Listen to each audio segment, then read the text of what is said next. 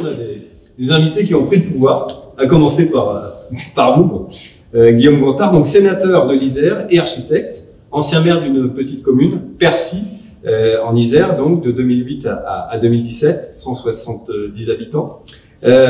Diplômé en 97 à l'école d'architecture de Grenoble, vous siégez au Palais Bourbon depuis 2 ans maintenant. Première question que j'ai envie de vous poser, c'est qu'est-ce qui vous a poussé à vous lancer en politique? Grande question. Qu'est-ce qui m'a poussé à me lancer en politique? En fait, je pense que je me suis jamais mis ça dans la tête, en fait, de me dire tiens, je vais me lancer en politique. Je pense que les choses se sont faites vraiment progressivement et vraiment à l'échelon local. C'est-à-dire que moi, j'ai fait l'école d'archi. Je suis venu m'installer dans le village dans lequel je vis.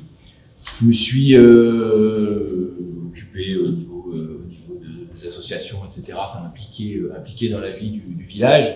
Et puis à un moment donné, les choses se sont faites que la maire qui était en place, qui souhaitait un petit peu passer la main, en tout cas, me dit, en plus il y avait eu des élections anticipées, me dit, ça serait bien que tu puisses rentrer dans le conseil, tu pourrais amener des choses, etc.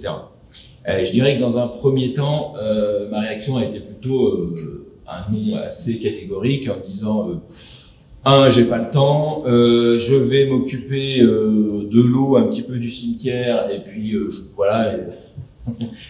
le périmètre. Donc je voyais vraiment pas forcément l'intérêt. Et puis à force de persuasion, quand on est en plus c'est un petit village, donc les choses se sont faites. Je suis donc été élu conseiller municipal, ensuite adjoint, et puis je dirais que j'y ai vite pris goût. Et surtout, j'ai complètement changé ma vision des choses en me disant, en fait, non, c'est vraiment... bien sûr que l'échelon associatif, militant, etc., il est important et il est même indispensable et on peut changer les choses. Mais l'échelon local, communal et le fait d'être élu, on a réellement un vrai pouvoir, et même dans une petite commune. Donc, je me suis vite aperçu de ça. Et puis aussi que on pouvait changer des choses concrètement, avoir des retours très concrets. Les choses se sont faites. Du coup, je me suis lancé et je me suis présenté en tant que maire en 2008. Et puis j'ai été réélu en 2014. Donc je dirais que mon implication politique, elle s'est faite par la pratique, en fait, le fait de rentrer dans un conseil municipal, de devenir maire, de vraiment m'apercevoir que oui, on pouvait faire des choses, on pouvait changer des choses, on pouvait vraiment les modifier, même parfois en profondeur, et puis surtout que ce qu'on peut faire dans une toute petite commune, ça peut avoir un impact bien au-delà de cette commune, bien sûr l'échelon aussi intercommunal, puisque j'étais conseiller communautaire. Et puis c'est vrai que quand on est élu, forcément on est aussi impliqué dans d'autres structures. Il y avait à l'époque le conseil,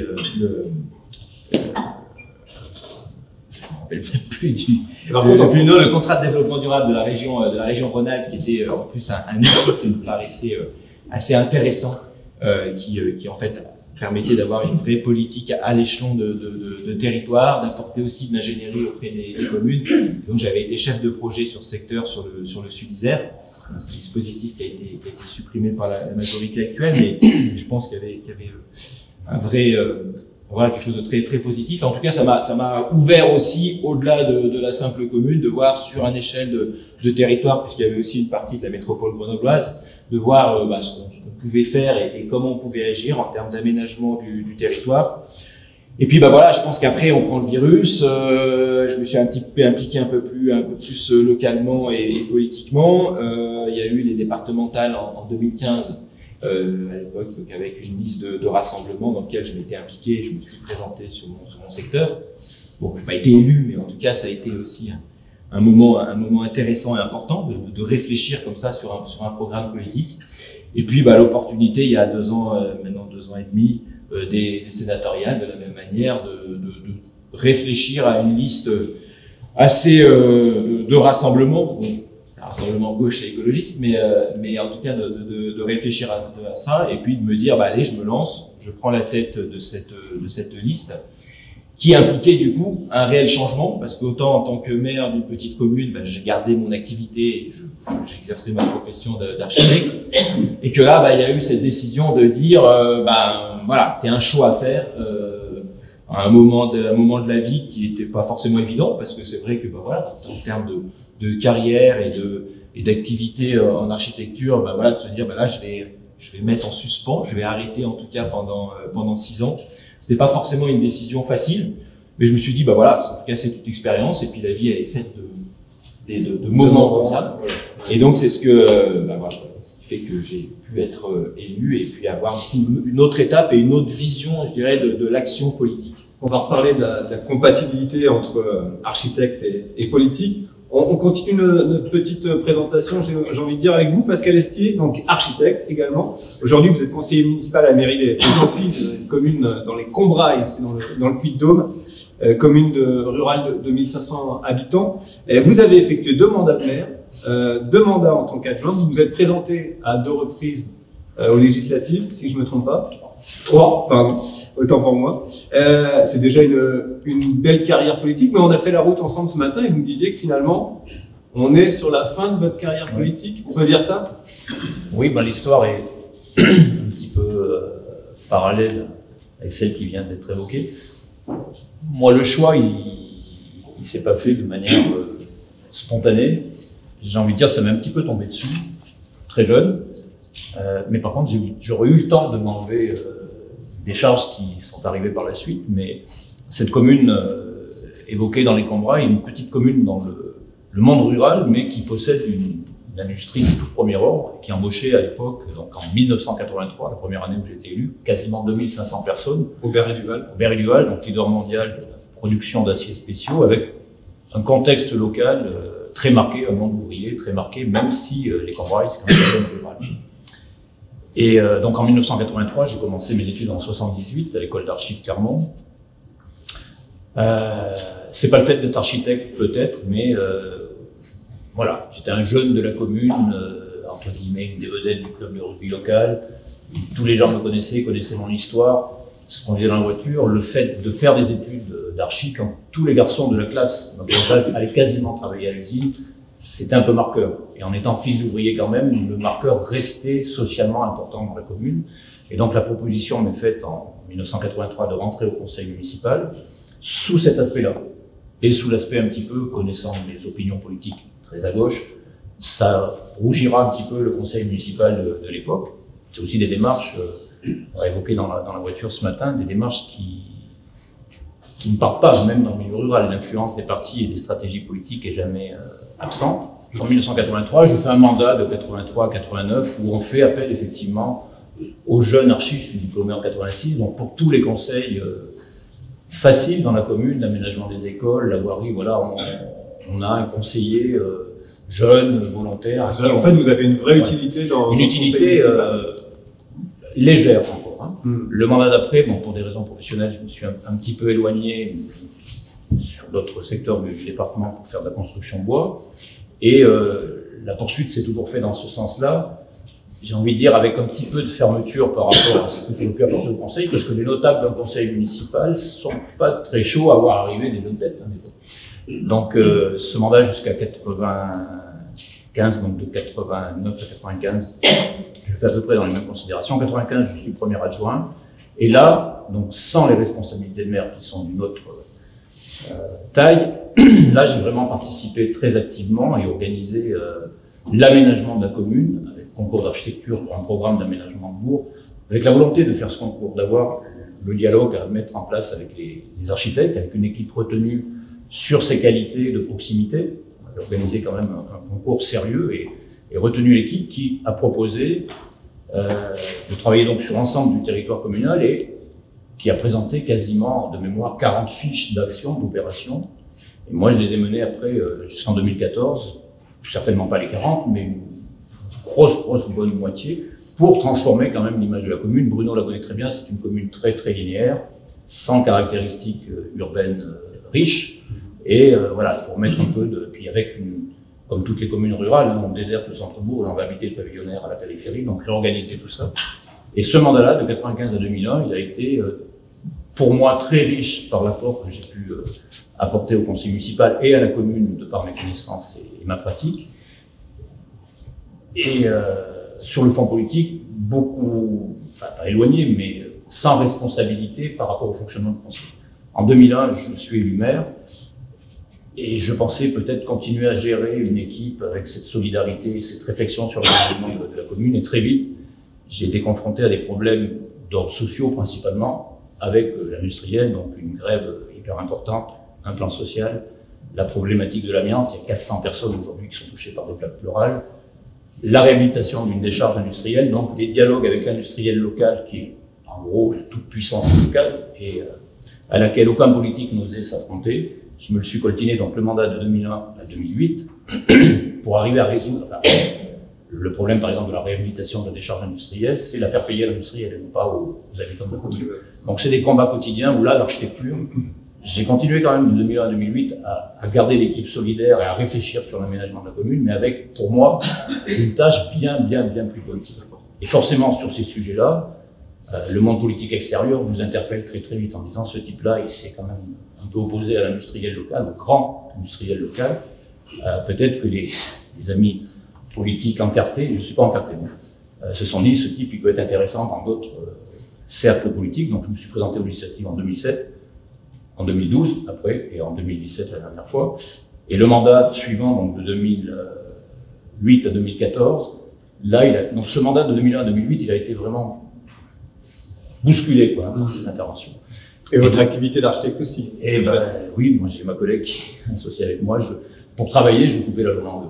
Le matin architecte, le soir à la mairie. Ça, on en reviendra tout à l'heure sur. C'est compliqué à faire. Et après, pour la suite, 2008-2014, c'est l'intercommunalité qui s'est mise en place. Donc la commune des Anciles étant très riche par sa taxe professionnelle, pas encore mariée avant 2010 sur l'intercommunalité, ce travail de ce mandat-là a été mis sur l'intercommunalité avec un retour politicard, c'est-à-dire que ce qu'on se disait ce matin dans la voiture, c'est pas arrive à un moment et à un niveau de débat politique où les idées partisanes prennent le dessus sur une bonne volonté et sur la construction intéressante pour le territoire. Je vous parlais de l'eau, je suis président de la commission locale de l'eau du Sage-Sioule, c'est des mots un peu barbares, mais surtout le bassin hydrographique de la Sioule qui traverse tout l'ouest du département du Puy-de-Dôme et de l'Allier. La question et les objectifs sont de s'intéresser à la préservation et à la protection de la ressource en eau. Et là, le travail, il n'est pas partisan, on va vers le consensus pour essayer aussi de faire comprendre à la population et aux élus, notamment, la question primordiale de l'eau. Donc en 2014, j'ai décidé aussi pour des raisons professionnelles, parce que quand vous allongez les heures dans la semaine, il y a des limites, et l'âge, donc de me rapatrier un peu plus sur l'agence. L'équipe à laquelle je participais n'a pas été majoritaire, il se passe des choses, et je traverse ce mandat-là qui est absolument inintéressant, je suis désolé d'être très critique, mais sans vision globale de l'aménagement, voilà, de la politique au coup par coup, et beaucoup de communication stérile. Par contre, je trouve bien mon compte dans le cadre du SAGE, mais que je serai aussi obligé d'abandonner en mars prochain. Donc en mars prochain, vous allez reprendre pleinement votre activité d'architecte. Vous êtes conseiller municipal au Puy-en-Velay, en Haute-Loire, donc, et architecte. Oui. Même question, est-ce que vous pouvez nous raconter un peu votre parcours? Vous êtes novice, ancien militant depuis 95, c'est ça? Oui. Alors, mais élu depuis les dernières municipales. Oui, depuis 2014. Alors, mon expérience est un petit peu différente. Personnellement, j'ai toujours eu un appétit pour la vie politique, pour la chose politique, une conscience politique depuis tout petit. Et cette conscience politique, pour moi, elle s'est, à mon avis, structurée et est devenue un peu plus présente dans ma vie, précisément à l'école d'architecture. Parce que l'enseignement de l'architecture, à mon sens, et la défense de l'intérêt public qui s'attache à l'activité architecturale, c'est une question politique. Donc, cet appétit pour la chose politique, ensuite, dans ma vie et dans la pratique professionnelle, puis, j'ai assez vite, en 1995, soutenu les listes aux élections municipales qui étaient de ma conscience politique, c'est-à-dire plutôt à gauche. 1995, 2001, 2008, et j'ai été élu cette fois en 2014. En tant que conseiller en tant que conseiller d'opposition. municipal d'opposition. Depuis, je le rappelle, c'est la ville de Laurent plutôt conservatrice, et le maire de la ville du Puy, en 2014, c'est Laurent Wauquiez. Donc c'est effectivement, je suis conseiller municipal d'opposition, une opposition très minoritaire au sein de ce conseil municipal. Ce que j'ai découvert, moi, dans cet engagement politique, c'est que, d'une part, on n'attend pas tellement l'architecte dans une posture partisane, et qu'en même temps, donc, parce qu'il y a peu d'architectes effectivement impliqués, et donc on est un petit peu surpris, d'abord, dans les partis politiques, de voir arriver un architecte, et ensuite, on est très intéressé par la présence de cet architecte dans un engagement politique. Pourquoi? Parce que l'architecte, précisément, est porteur d'une parole, d'une expérience, d'une compétence qui est précieuse dans la vie politique. L'architecture, l'urbanisme sont des sujets qui sont absolument transversaux à toutes les réflexions, et en particulier dans une ville municipale.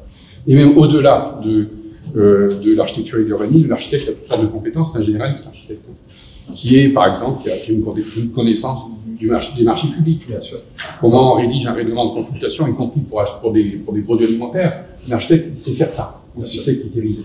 Donc, cette compétence de l'architecte, elle surprend d'abord un peu, et ensuite elle est précieuse. C'est-à-dire que l'architecte est très vite considéré comme une ressource. Très bien. Ça, on va le développer au fil. Alors après, je suis conseiller municipal de Posian, je n'ai pas le pouvoir. Mais dans l'expérience quotidienne du conseil municipal, même si ce n'est pas toujours facile d'être dans l'opposition, je rejoins ce que dit Pascal, c'est absolument passionnant et fondamental. Et puis, ça permet à l'architecte de porter justement cette parole de l'importance de l'urbanisme et de l'architecture, de défendre aussi la loi 77 et de cette façon-là de défendre aussi la profession d'architecte. Merci. Merci. On va passer au dernier invité, Pierre-Jean Zanettacci. Donc, vous n'êtes pas architecte. Ah non. Vous n'êtes pas architecte. Vous êtes le maire de l'Arbrève, pas très loin d'ici. Tout à fait. Une commune de 6500 habitants. Vous êtes un ancien enseignant de l'éducation nationale, donc forcément. Président de la communauté de communes du pays de l'Arbrève, qui représente quand même 37 000 habitants. C'est important. Sur 17 communes. Si vous êtes ici, c'est que le sujet vous intéresse directement. Vous avez entendu le parcours de ces trois architectes. On sent que oui, l'architecture et, on va dire, la chose publique sont directement liées. Vous avez une commune qui s'est énormément développée sur les 20 dernières années. Vous avez dû faire face et discuter avec la profession. Quelle réflexion ça vous donne déjà? Quelle piste? Déjà, il faut savoir que sur mon parcours, c'est frappant. On a tous le même parcours, en fait. C'est-à-dire C'est-à-dire, en fait, issu du milieu associatif, on vient vous chercher parce que, voilà, vous avez une forme d'engagement sur la commune. Donc, moi, je suis rentré en 2001, entre guillemets, en politique, parce que mon chef d'établissement, j'étais enseignant d'éducation physique dans un collège, et mon chef d'établissement s'est présenté, monté un groupe de gauche. Alors c'est aussi frappant que, je ne sais pas comment vous avez constitué un témoin. L'architecte est plutôt de gauche. Ça va super bien. On est en famille, et c'est très bien. Voilà, ils m'ont sollicité, et bon, voilà, un premier mandat d'adjoint à la jeunesse et au sport, et puis en 2008, voilà, il a fallu y aller parce que le maire ne se représentait pas. Puis effectivement, on prend goût à la chose publique. Moi, on m'a mis là-dedans un peu par défi, parce que comme responsable associatif, tu sais, je faisais partie de ces dirigeants associatifs qui demandent, et il faut faire, on sollicite les maires, etc., et ça va pas assez vite, on comprend pas pourquoi. Et donc, du coup, on m'a mis au défi, et on m'a dit, puisque tu râles tout le temps, viens faire avec nous. Et puis voilà, on est parti. Voilà, et après, vous prenez goût à la chose publique, et j'ai exactement le même parcours que, j'ai oublié votre nom, je m'excuse. Guillaume, voilà, on met un doigt, on met un poignet, et puis on se retrouve sur des listes départementales, pareil, échec, et puis sur les listes sénatoriales. Moi, je suis pas comme vous, j'attends qu'il y en ait un de ma liste qui s'arrête pour, je suis juste là. Mais bon, je leur veux pas de mal et il leur reste 6 mois pour nous, c'est mignon. Ok. Voilà, donc l'idée c'était ça, mon engagement il s'est fait là-dessus. Voilà. Après, effectivement, moi j'ai une ville qui est un peu compliquée parce que c'est une ville qui est représentative d'une certaine centralité dans l'ouest lyonnais. Les schémas de cohérence territoriale avec l'État nous imposent un développement forcé parce qu'on est ce qu'ils appellent dans des polarités 1 et l'État nous impose du développement. Moi, dans mon PLU, l'État m'a imposé de pouvoir construire 800 logements entre 2006 et 2020 sur 300 hectares et sans obérer de la consommation foncière. C'est-à-dire qu'on n'avait pas le droit, il fallait reconstruire la ville sur la ville, vous l'avez dit tout à l'heure. Et dans un contexte aussi géographique compliqué, puisqu'on a un PPRNI très fort on va dire, condamne à peu près un tiers des espaces. Vous êtes coincé entre deux vallées. En fait, on a la confluence de deux vallées, et dans ces deux vallées, on a deux voies ferrées, deux rivières qui débordent régulièrement, et deux routes nationales. Donc c'est un peu compliqué. Il a fallu faire rentrer dans le PLU à peu près 800 logements. Voilà. C'est pour ça que la vision des architectes, nous, enfin, notre équipe municipale n'a aucune compétence en architecture. J'ai personne qui, dans mon équipe, puisse apporter cette vision-là. On a des architectes connus sur la commune avec qui on travaille. Et puis, bien sûr après le Conseil de l'Ordre qui nous détache des archis dans les différentes jurys de concours qu'on met en place. Et c'est important parce que dans un développement forcé et dans un secteur contraint, le fait d'avoir des conseils et des orientations architecturales est important. Le cadre de vie, pour moi, c'est ce qui fait le lien social. C'est-à-dire que quelque part, ce qu'on va construire, la forme de construction, les formes d'aménagement vont directement influer sur le développement social et les relations entre les gens. C'est ça qui est important, surtout dans des espaces très contraints.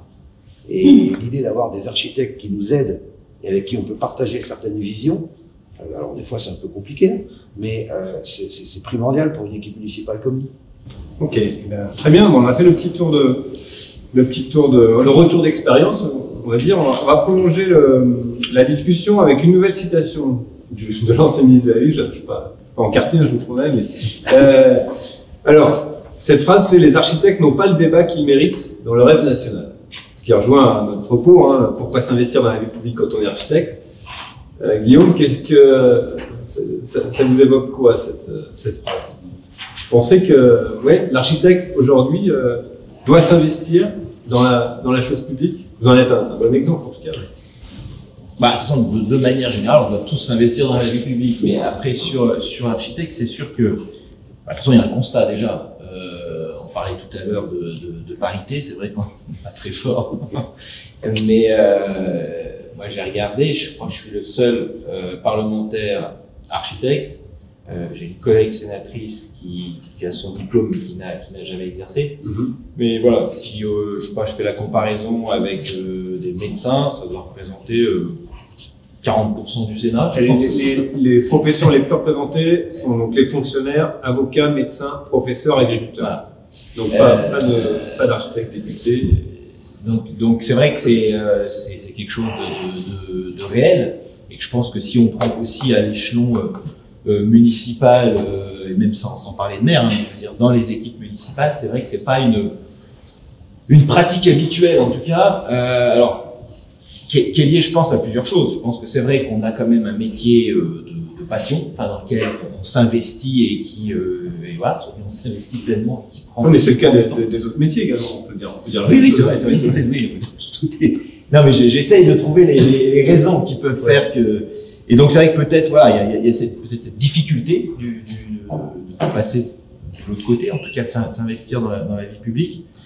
Et puis je pense aussi, pour en avoir parlé avec beaucoup d'autres confrères, souvent un peu un sentiment de dire c'est pas pour nous, quoi. Enfin nous on est de l'autre côté, c'est la maîtrise d'œuvre, nous on veut pas mélanger les choses. Et il y a souvent un petit peu ce blocage de mélange des genres, de conflit d'intérêts, de se dire.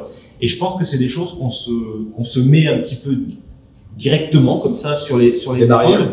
Et moi, je me posais cette question-là. Je regardais justement le fonctionnement au Sénat. Je parlais des médecins, par exemple. Le président de la commission de la santé au Sénat, c'est un médecin. Et c'est quelque chose qui pose problème à personne. Enfin, je veux dire, effectivement, il a cette compétence-là. Il n'y a pas de conflit d'intérêt direct, puisqu'il travaille sur l'intérêt général. Mais bon, c'est pas complètement aberrant que ce soit une personne qui ait cette compétence. Et c'est vrai que j'ai l'impression qu'on s'interdit un petit peu cette chose-là, et je le dis parce que j'ai eu exactement cette même chose. C'est-à-dire que quand je suis allé à l'intercommunalité, c'est sûr que forcément, sur les questions d'aménagement du territoire, de tout ce qui pouvait lier à l'urbanisme, forcément des choses qui à la fois m'intéressaient et où je pense que j'avais un peu de compétences. Et je me disais, non, faut peut-être pas que j'aille là justement parce que c'est ces problèmes de conflit d'intérêts, alors que c'est très simple, j'exerçais pas sur le périmètre d'action de l'intercommunalité et puis les choses étaient réglées. Mais je pense, c'est des choses qu'on a peut-être un peu plus que sur d'autres professions. C'est vrai que, pareil, quand il y a eu le débat sur la loi agriculture-alimentation, bah, les agriculteurs élus qui étaient présents, et c'est normal, enfin, je veux dire, prenaient la parole, défendaient leur profession, amenaient des choses. Et c'est peut-être quelque chose, une pratique dont on n'a pas l'habitude et sur lequel on est peut-être un peu, voilà, un petit peu réservé. L'architecte est pudique, quoi. Ben, oui, je sais pas quel est ce blocage, mais je pense qu'il y a peut-être, un petit quelque chose comme ça. Et puis peut-être, moi, je pense que l'autre aspect, c'est qu'en fait, il y a une très grande proximité, en fait, entre l'action publique, le travail d'élu et le travail d'architecte. Enfin, je veux dire, d'avoir du projet, de réfléchir en termes de projet, de concept et donc il y a quelque chose qui est un petit peu similaire, donc peut-être qui fait peur en tout cas de se dire qu'est-ce que je peux apporter de plus ou moi j'ai été frappé, c'est que quand je suis devenu maire, je voyais forcément jeune maire avec mes autres collègues. C'est vrai que c'est jamais évident, hein, il n'y a pas de formation maire, hein, on arrive, boum, voilà, il faut gérer un petit peu tout. Et c'est vrai que je me suis aperçu qu'en fait, j'avais quand même vachement de chance parce que j'avais une formation avec l'école d'architecture, je dirais, qui était quasi. Enfin, moi, j'avais même l'impression de me dire, en fait, j'ai été formé à l'école d'archi pour être maire. Parce que, voilà, on touchait vraiment à toutes ces questions-là. Le fait d'avoir une vision assez globale des choses, d'avoir ce travail de projet. Et c'est vrai que ça m'a souvent, et je me souviens d'ailleurs, j'avais une prof à l'école d'archi qui nous disait justement, voilà, vous avez une formation qui est liée, vous avez intérêt à vous engager dans la vie publique parce que c'est vraiment une formation qui est faite pour ça. Et je pense que d'ailleurs, il y a des choses à réfléchir, hein, le lien entre l'école d'archi et Sciences Po ou des choses comme ça. Je pense qu'il y a vraiment des choses sur lesquelles on pourrait développer de manière encore plus forte. Mais voilà, en tout cas, voilà, c'est ce qui est aussi curieux parce que moi, je me suis même, j'ai peut-être eu plus de mal quand je suis devenu architecte à me mettre par rapport à la formation que j'avais eue pour me mettre, voilà, vraiment à avoir toutes les compétences. Puis de toute façon, on apprend tout au long de notre carrière. Mais en tant qu'élu, je me suis dit franchement, voilà, on a bien été. Ouais, vous aviez le bagage. On a ce qu'il faut, quoi. Alors, je sais pas, c'est mes collègues qui s'en parce que oui, je pense que là, on touche au cœur de notre sujet. Hein, je crois que sur le constat est le même. Hein. Sur la plupart des architectes, il y a effectivement le risque de conflit d'intérêts et le statut alimentaire de l'architecte aussi et de son agence qui se dit si je m'implique trop dans la vie publique, c'est des marchés qui vont se fermer. Ça peut être une position pour ne pas participer à la vie publique. Par rapport au monde politique, on connaît pléthore de politiques chargées d'aménagement du territoire qui ont une formation courte. Par contre, la formation à l'école d'archi, c'est un constat que je fais très très très volontiers pour la participation à la vie publique, à considérer que les étudiants architectes ont bien accompli l'ensemble des études dans lesquelles ils s'étaient inscrits. Ces études sont très globales, très complètes. Elles abordent donc les domaines techniques, esthétiques, environnementaux, etc. Mais surtout les aspects humains. Les sciences humaines sont enseignées dans les écoles et à chacun des étudiants ou des futurs architectes d'essayer de prolonger dans tel ou tel domaine. Ça peut être la sociologie ou la psychologie sur peut-être la psychologie plus attachée au domaine de l'habitat, du logement. C'est hyper important comment l'usager, les habitants vont se comporter et comment on peut pas connaître, mais appréhender le fait d'occuper un espace. Donc c'est le lien qui se fait entre l'occupant de l'espace et le métier d'architecte. Et cette formation, il y a peu de gens qui la possèdent effectivement. Donc rapporté à la chose publique, je suis assez d'accord pour dire que l'architecte, il est formé pour être effectivement maire ou au moins intervenant dans la politique. Et il a en plus, par la multiplicité de ses connaissances acquises par la formation et par sa pratique quand il travaille, donc rassembler les ingénieurs autour de lui pour un projet, rassembler les entreprises, parler des entreprises. J'aime pas les compromis, donc faire au moins du consensus pour emmener l'équipe à travailler solidairement, c'est aussi une pratique de l'architecte. Et quand on fait de la politique ou de la vie publique, on a aussi une équipe à mener et à organiser solidairement. Ça veut dire que votre métier d'architecte, concrètement, vous a permis de mieux appréhender on est complètement dans les objectifs ne sont pas forcément les mêmes, mais les démarches sont les mêmes. Et il y a aussi l'esprit de synthèse. Quand on fait un bâtiment, quand on organise même la conception d'un bâtiment, on est obligé de faire des choix et de rassembler des multitudes de contraintes et d'objectifs différents. Si on ne le fait pas nous, personne ne va le faire dans notre place. C'est l'architecte qui est mandataire, responsable de l'opération. Et cette synthèse-là, pour connaître des réunions publiques où des réunions politiques, pardon, où il ne se passe rien, qui se terminent à plus d'heure, mais où rien n'est décidé, c'est parce que la synthèse n'est pas faite. Et chacun pense apporter sa petite réponse au coup par coup. Voilà, on allume une lumière pour dire comment on traite ce problème. La réponse donnée à 9h du soir dans une réunion où tout le monde commence à être un peu fatigué, maintenant c'est pas dans le quart d'heure que ça se fait. La pratique de l'architecte, c'est de travailler sur un projet sur des jours, des semaines, voire des mois, de remettre en cause, de revenir, d'abandonner une direction et puis de la reprendre 15 jours après en se disant non, c'est plutôt celle-ci. Le politique traditionnel fonctionne pas trop comme ça. La remise en question, c'est pas trop. Et cette pratique-là, elle est importante. On peut pas donner des réponses comme ça, allumées ou éteintes dans le quart d'heure à 9h du soir. Donc il y a l'éthique. Voilà. Et je pense que c'est inné chez les architectes, par la formation et par la pratique après, d'avoir ce genre de réaction par rapport aux questions posées. C'est votre sentiment également? Ah oui, tout à fait. Moi, je crois que non seulement les architectes ne doivent pas craindre de s'engager dans la vie publique, et qu'ils ont tort de ne pas le faire.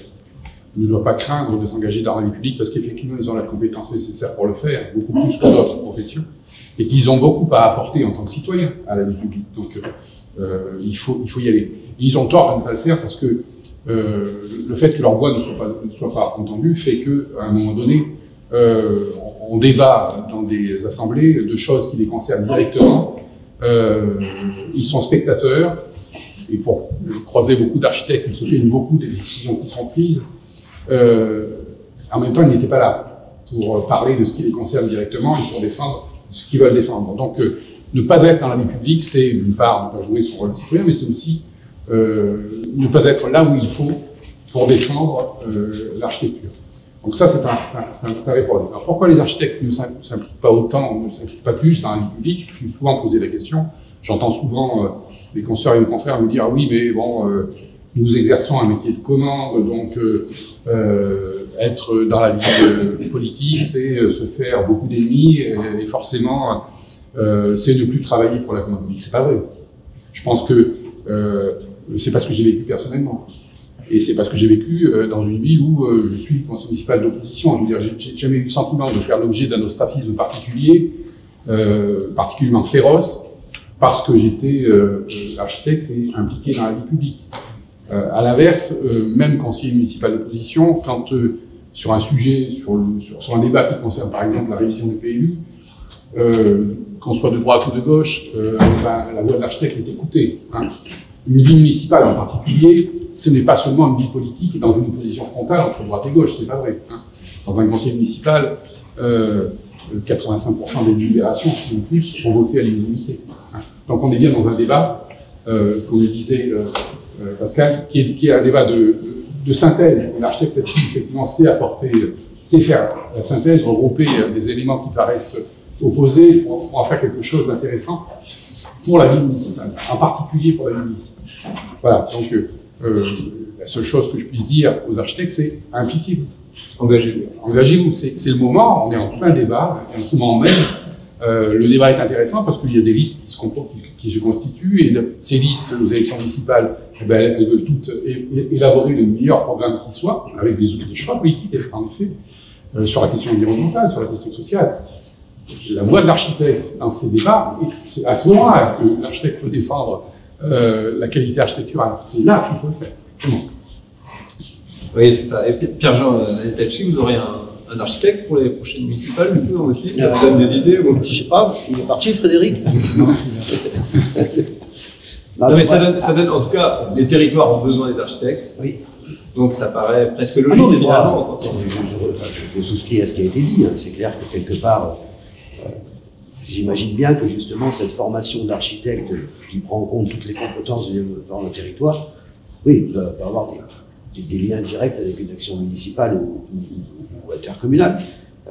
Oui. Après, c'est vrai que quelque part, nous, on n'a jamais été sollicités par un architecte local pour venir comme effectivement, on n'a pas non plus poussé plus que ça l'intérêt à les avoir. Alors après, c'est peut-être des discussions qu'il faut avoir avec eux. Voilà. C'est vrai que les enjeux sont complètement différents comparé à il y a 20 ans, les enjeux d'aménagement de territoire, de transition énergétique. Il y a des enjeux. Là, maintenant, ça devient très important. Voilà. Parce que on voit bien sur tous nos territoires et la volonté de nos populations, c'est ça, cet engagement justement sur ces politiques de développement, ces politiques environnementales, ces politiques de transition énergétique. C'est des domaines sur lesquels, effectivement, on s'appuie. Alors, en tant que politique, on les développe parce qu'on a aussi une vision des choses, mais on n'a peut-être pas non plus tous, dans nos débats, quand on monte nos listes et dans nos débats municipaux, il manque peut-être cette composante, effectivement. Plutôt que de les avoir après, je disais tout à l'heure, en tant que conseil, quand on a les architectes qui viennent en conseil sur des projets qu'on va développer, peut-être le voir en amont, oui, c'est une vision qui peut être intéressante dans nos débats purs de politique de développement de la commune ou du territoire, ça c'est clair. Et même dans l'équipe, puisque je suis président de la commune aussi, dans tous mes conseillers communautaires, on n'a aucun conseiller qui vient du monde architectural, qui a cette formation-là. Mais là, vous m'apportez un élément à ça. Vous donnez quelques idées pour la suite du programme. Ouais, c'est ça. Peut-être en solliciter un ou deux. Après, il y a aussi cette volonté d'engagement de ces professionnels qui, je pense aussi, le frein que vous avez souligné là par rapport justement à être quand même des acteurs de la commande publique, puisqu'on participez au marché, etc. Oui, il peut y avoir peut-être un frein de ne pas vouloir s'engager sur sa propre commune. Voilà, c'est un petit peu compliqué pour eux. Guillaume Gontard, je pense à une chose. Inversement, est-ce que votre mandature en tant que sénateur vous fait envisager votre métier d'architecte différemment? Est-ce qu'il y a un retour à les feedbacks, ça fonctionne dans les deux sens ou pas? Sur le rôle de sénateur, qui est quand même plutôt récent, ça fait 2 ans, et le fait d'avoir arrêté du coup, d'avoir suspendu en tout cas ma profession d'architecte, c'est vrai qu'il y a moins cette réflexion.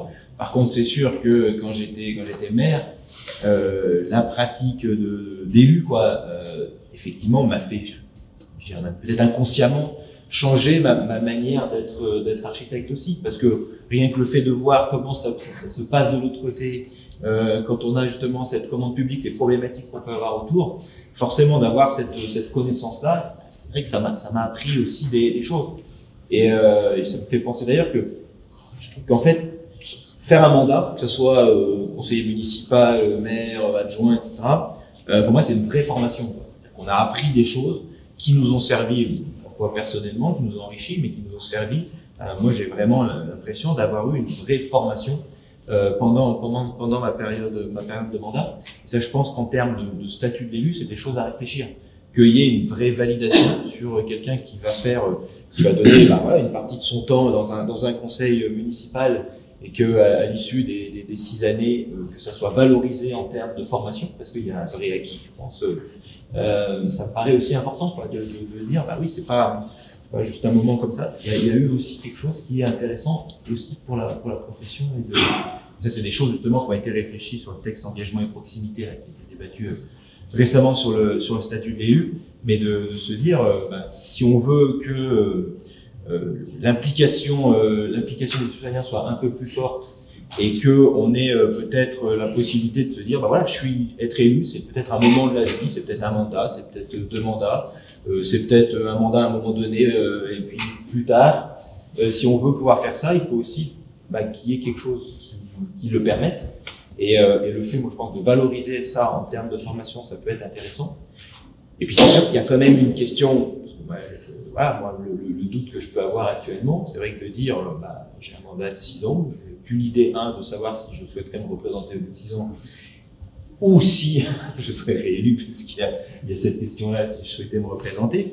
Mais ça fait quand même de dire, à un moment donné, j'arrête mon activité, et de reprendre au bout de 6 ans. Les choses ont évolué, ont changé, il faut se refaire une clientèle. Moi, j'étais associé, donc mon associé continue et j'aurais peut-être plus de facilité du coup à pouvoir rentrer, mais n'empêche que c'est quelque chose qui n'est pas évident et auquel on se pose vraiment des questions, de se dire je vais arrêter quand même mon activité pendant une période qui est compliquée pour un architecte, mais qui est compliquée pour professions libérales, commerçants, artisans, professions libérales, etc. Donc ça, c'est vrai que c'est un vrai sujet et c'est une quand même des raisons qui font que on n'a pas beaucoup de ces professions-là dans le monde politique. Ouais. Mais c'est vrai que moi, je trouve vraiment que par rapport à tout ce qu'on a dit, la place de l'architecte, autant elle a toujours été importante, mais je pense qu'elle n'a jamais été aussi importante actuellement. C'est-à-dire qu'avec question de changement climatique, de transition écologique, de résilience des villes, en fait, on n'a jamais été autant sur où l'aménagement du territoire, la réflexion sur l'aménagement du territoire, sur comment on recompose les villes, les territoires périurbains, les territoires ruraux. Si on regarde la crise des Gilets jaunes, qui est quand même énormément liée à cette problématique en termes d'aménagement du territoire, de problématiques de mobilité.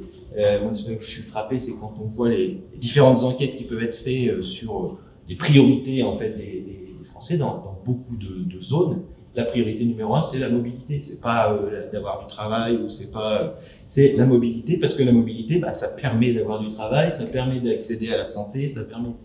Et on voit bien là en période de grève justifiée, je dirais, mais que quand on n'a plus de transport et on a un pays qui est complètement déstabilisé et qui a une vraie réflexion à avoir sur justement la démobilité, la question comment on réaménage notre territoire, comment en fait on retricote en fait autour de ce qui a été fait pour faire en sorte qu'on se déplace moins, ou en tout cas on ait des déplacements plutôt choisis, comment on relocalise l'activité, etc. Et ça, je pense que cette réflexion-là, qui est du coup une réflexion plutôt globale, plutôt générale, qui est peut-être justement souvent en contradiction avec le temps politique, parce que un mandat c'est 6 ans, c'est 5 ans, enfin suivant le. Cette réflexion-là en termes d'aménagement du territoire, c'est minimum 15 ans, 20 ans en tout cas les effets. Donc ça aussi, c'est cette difficulté-là, mais c'est là où je pense que notre vision d'architecte, on a cette habitude-là, d'avoir cette vision un petit peu et de se projeter. Cette problématique-là en Isère, on l'a également dans les Combrailles. Parce qu'Alessier, c'est vraiment, on en parlait tout à l'heure, la mobilité dans les campagnes. Qu'est-ce qu'on fait? Est-ce qu'on laisse ces zones à l'abandon? Est-ce qu'on les revitalise? Il y a des engagements politiques en tout cas. Sur cette question-là, et pour reprendre les dernières paroles, on peut assister aujourd'hui à une organisation ou un aménagement du territoire national très axé sur la métropolisation.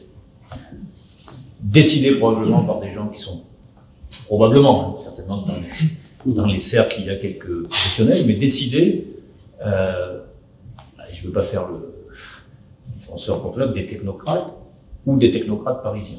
Faire des communautés de communes autour de la région parisienne à 50 000 ou à 100 000 habitants, c'est facile. Le faire à la campagne, c'est beaucoup plus compliqué. Et ne penser que métropolisation au détriment du monde rural, qui occupe en termes de surface sur le pays une superficie bien plus grande que la superficie des métropoles développées, qui concentre peut-être beaucoup moins de population dans les années qui viennent. N'empêche que si on abandonne ce territoire, on n'a plus la mobilité des gens. Et effectivement, l'expression des Gilets jaunes est complètement à remarquer. Ce sont ces questions-là. Et ce sont ces questions-là que les maires des communes rurales ont à gérer. Et à mon avis, au mois de mars de l'année prochaine, il y a un paquet de communes rurales qui ne verront pas des listes complètes, ou au moins des prétendants à la place de maire sur ces sujets. L'aménagement du territoire est décidé pour des raisons uniquement économiques, pour ne pas dire financières. On veut économiser de tout. On peut ajouter sur la question de la mobilité la présence des services publics. On ne peut pas demander aux maires de faire de l'aménagement du territoire quand l'essentiel des services publics sont déshabillés et déshabillés, que les services essentiels, comme l'école par exemple, désertent le territoire communal. Quand vous n'avez plus d'école dans la commune, c'est clair que c'est le début de l'escalade. La poste, on parlait ce matin des voies ferroviaires, pour des raisons évidentes de mobilité, de meilleure mobilité, voire d'écologie, il faudrait se déplacer différemment et plus collectivement. Le réseau ferroviaire français est plus important, il irrigue quasiment tout le territoire, y compris rural, et il est à l'abandon. Et on ne met pas en perspective, les gens sur le terrain le mettent en perspective, le fait de dire il nous faut de la circulation plus facile, plus accessible aussi en termes économiques, et toutes les décisions politiques vont à l'envers. On est entre le temps, il y a le temps politique trop court et des décisions, comme je disais tout à l'heure, allumées ou éteintes, et la réalité du territoire qui ne se construit pas effectivement à la fin du... Mais on peut critiquer quand même les décisions nationales qui ne font pas de la politique d'aménagement du territoire en cohérence avec la réalité. Donc l'architecte élu dans ce rôle-là, il fait... Moi, aujourd'hui, une question de mobilité, c'est clair. L'architecte peut dire, mais c'est aussi issu, ce que je disais tout à l'heure, de la formation. Quand la formation d'architecte urbaniste, quand on réfléchit à la ville, la mobilité, les déplacements, c'est une des questions essentielles. Si on l'élargit à tout le territoire, y compris rural, les questions restent les mêmes. Le mode de réflexion de l'architecte reste le même. Et on a, j'ai l'impression, quand même des politiques qui répondent, si la demande nationale dit, vous fermez, enfin, on va fermer la voie SNCF, il n'y a qu'une position. Je vous décrivais le territoire ce matin, vous connaissez bien, il n'y a qu'une position des élus, c'est de dire non. Si on veut continuer à avoir de l'accès dans le territoire, il faut que cette voie perdure. Ah non, on fait du vélo-rail. On va faire du vélo-rail pour quelques gogos qui viennent rien voir au milieu d'une vallée où il n'y a rien à voir, c'est pas très intéressant, ça me paraît pas intéressant. Sauver le service public et le transport ferroviaire, oui. Alors pourquoi des élus aujourd'hui se coupent réellement de l'avenir de demain, d'un avenir positif en termes de déplacement? Et malheureusement, on est souvent confronté à cette réflexion avec toujours la phrase qui dit mais on n'a plus les moyens. On n'a pas les moyens de tenir ça, on n'a pas les moyens, l'État est pas riche. Non, dans un pays qui est 5e ou 6e puissance mondiale, il y a largement les moyens de faire un aménagement qui correspond complètement à la population. Et je pense que la parole de l'architecte, là, a son importance. Alors, votre propos tout à l'heure, c'était plus sur le retour de l'architecte. Quand on est architecte, c'est une deuxième parole, on est aussi maître d'ouvrage. Oui. Enfin, quand on est maire, je veux dire, on est maître d'ouvrage. Donc, le rapport à l'architecte est changeant. Et je vais faire court, parce que c'est pas tout à fait le sujet abordé, mais je ne veux pas dire qu'il faut que les architectes soient bons en face d'un maître d'ouvrage, mais il faut que le maître d'ouvrage fasse son travail. Professionnellement, nous, les architectes, aujourd'hui, on est confrontés parfois, même assez souvent, à la petite défaillance des maîtres d'ouvrage qui, notamment vis-à-vis du rôle des entreprises, du comportement des entreprises, ne jouent pas leur rôle. En disant, c'est l'architecte qui va gérer les problèmes d'entreprise. Les problèmes techniques, d'accord. Les problèmes de comportement, ou pire, c'est aussi le fait du maître d'ouvrage. L'architecte maître d'ouvrage sait qu'il y a une discussion ferme à avoir avec les entreprises. Il y a des droits et des devoirs, c'est signé. Hein. Il y a tous les contrats, on a des CCAP et tout ce qu'on veut, qui encadrent la construction publique. Il faut que tout le monde les respecte. Et que le maître d'ouvrage, effectivement, soit très vigilant. C'est lui qui est responsable de l'ouvrage du fini. Et il doit emmener, comme l'architecte, son bâtiment à la fin de la construction. C'est l'architecte qui fait l'essentiel du travail quand même, mais le maître d'ouvrage doit l'accompagner autant qu'il peut. D'être architecte et maître d'ouvrage en même temps, c'est assez facile d'accompagner les architectes. On peut rester sur la thématique d'aménagement du territoire avec cette France-là qui s'est étendue du côté du Puy-en-Velay, les zones pavillonnaires à perte de vue, il y en a beaucoup d'ailleurs. Il y a un mouvement des gilets jaunes qui a été très fort là-bas. Oui, c'est très intéressant pour un architecte, pour commencer, de voir l'envers du décor. Hein, parce qu'on est tous confrontés à des maîtres d'ouvrage dont on conteste les décisions ou les programmes en se demandant mais pourquoi ils sont arrivés à cette situation-là. Passer derrière le rideau et regarder comment ça se passe, déjà ça, pour un architecte, c'est très intéressant. Ensuite, sur la question, effectivement, de l'aménagement du territoire, ben, évidemment, l'architecte a un rôle à jouer. Et pour prendre l'exemple de la ville du Puy, à la faveur d'un mandat de gauche de 2001 à 2008, a élaboré un plan de déplacement urbain communautaire. Est arrivé le mandat suivant, le premier mandat de Laurent Wauquiez, qui a balayé le PDUC en question. Et aujourd'hui, la ville du Puy se trouve confrontée à de réelles difficultés de mobilité, de difficultés de transport public, et de difficultés vis-à-vis des mobilités douces, c'est-à-dire piétonnes, cyclistes. Donc, là où l'architecte a un rôle, c'est qu'il est, sur ces questions-là, où il a une vraie compétence. Il peut être transpartisan, précisément. C'est-à-dire que d'un seul coup, il va avoir une réflexion qui est un peu plus technique, qui est un peu plus, qui sait effectivement faire la synthèse de plusieurs sujets, et il va faire la démonstration que le tout voiture, c'est plus possible, qu'il faut trouver d'autres solutions. Il va faire la démonstration que l'étalement urbain, c'est plus possible, parce que c'est plus supportable, qu'il faut effectivement trouver d'autres solutions, en dehors du caractère politique. Le tout voiture, c'est quand même une option politique.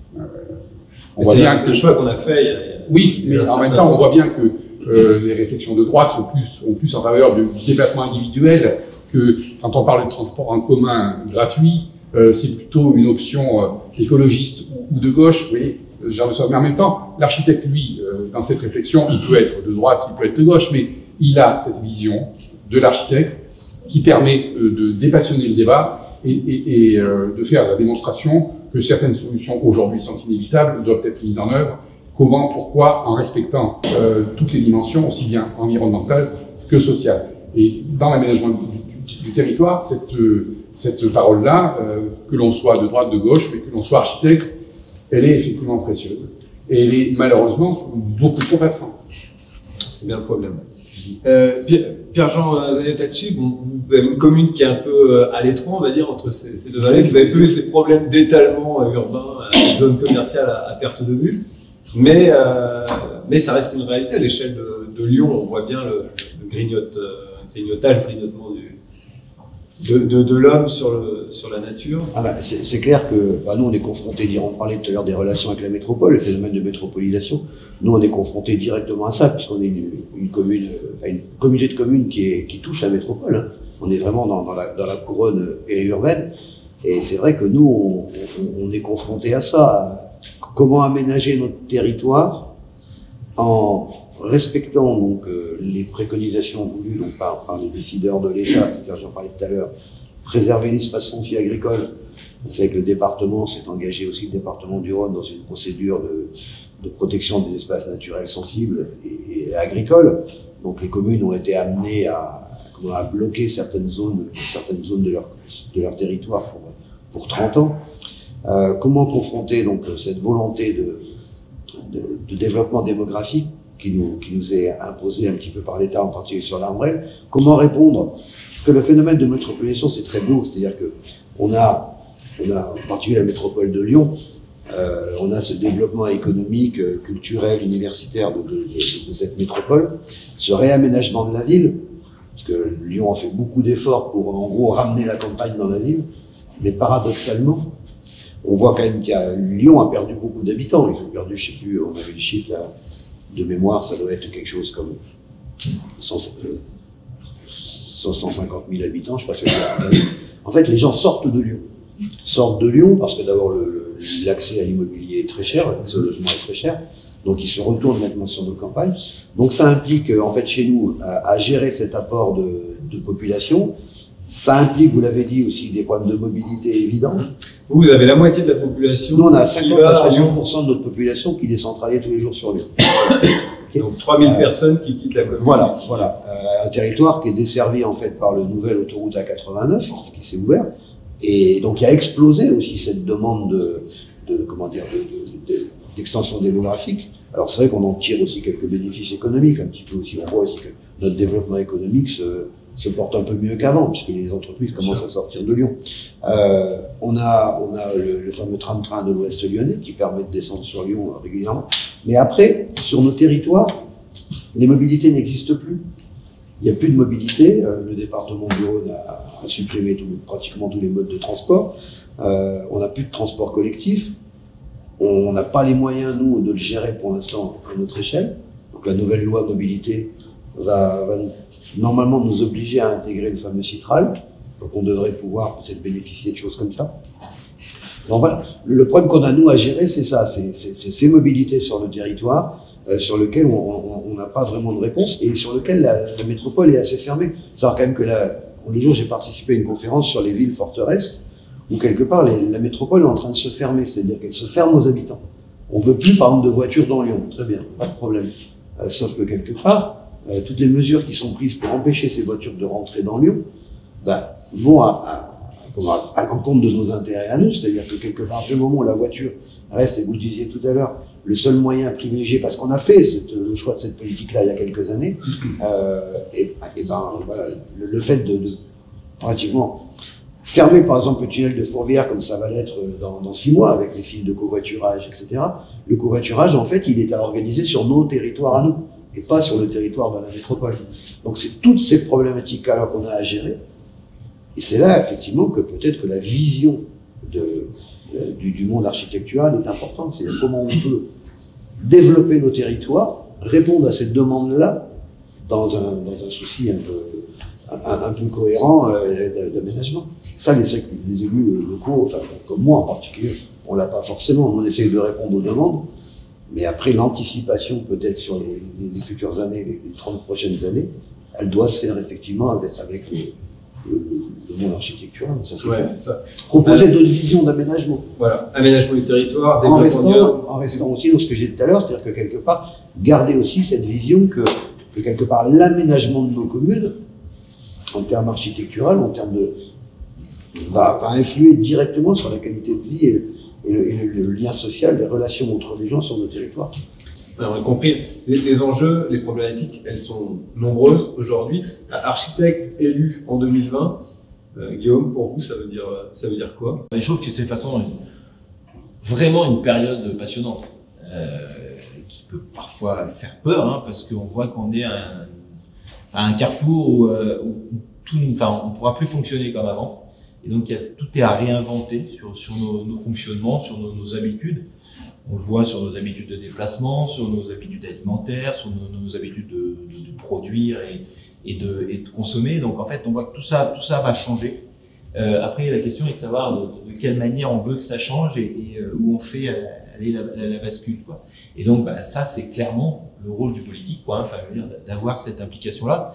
Donc, moi, je trouve que c'est plutôt passionnant parce qu'on voit qu'on peut clairement influer. Je reviens sur ce que j'ai entendu tout à l'heure sur la métropolisation en disant oui, il y a eu des technocrates, etc.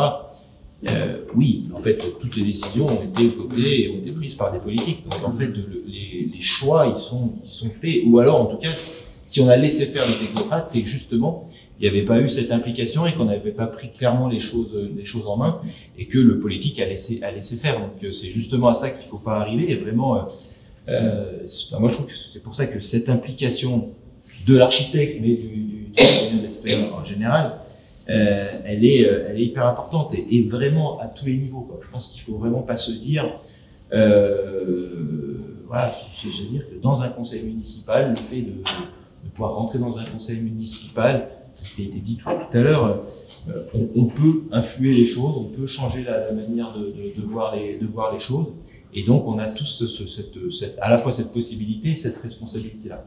Et je dis encore plus actuellement. Moi, j'ai un exemple sur lequel, qui m'intéresse là, sur cette question de relocalisation. Je trouve qu'on arrive beaucoup à la développer sur la question de l'alimentation. C'est quelque chose qui commence à rentrer sur les projets alimentaires de territoire, sur comment en fait on peut mieux produire notre alimentation à proximité des villes. La ville de Grenoble, c'est 2 jours d'autonomie alimentaire. Ça veut dire que s'il y a une grève un petit peu plus prolongée, s'il y a quelques événements qui font qu'on ne peut plus être approvisionné, et la ville de Grenoble meurt de faim, quoi. Ça veut dire en tout cas 2 possibilités. Ça, c'est un système qu'on a mis en place, hein, qui avait peut-être une logique avant, où on va chercher des aliments qui viennent de très loin, alors qu'on a des territoires autour qui ont cette possibilité-là, avec des agriculteurs, souvent justement qu'on a du mal à rémunérer par le travail qu'ils font, de réfléchir à ça et de réfléchir comment on peut justement mieux travailler entre zones rurales et zones urbaines et comment en gros chacun peut aussi trouver son compte. Ça, je trouve que c'est particulièrement passionnant. Et cette réflexion, je pense qu'on peut la pousser sur tous les domaines. Et il y a un domaine qui nous concerne particulièrement, c'est la question de la construction.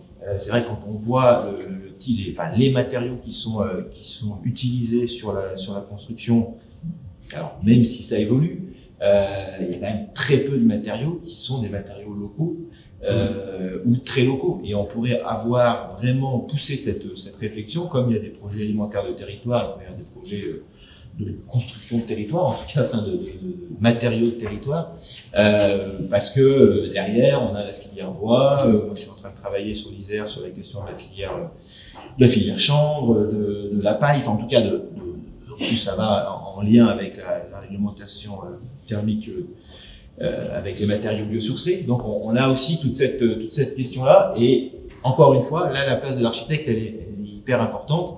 Moi, j'ai eu ce débat-là avec Elisabeth Borne et Brune Poirson, les 2 ministres en charge de ces questions-là.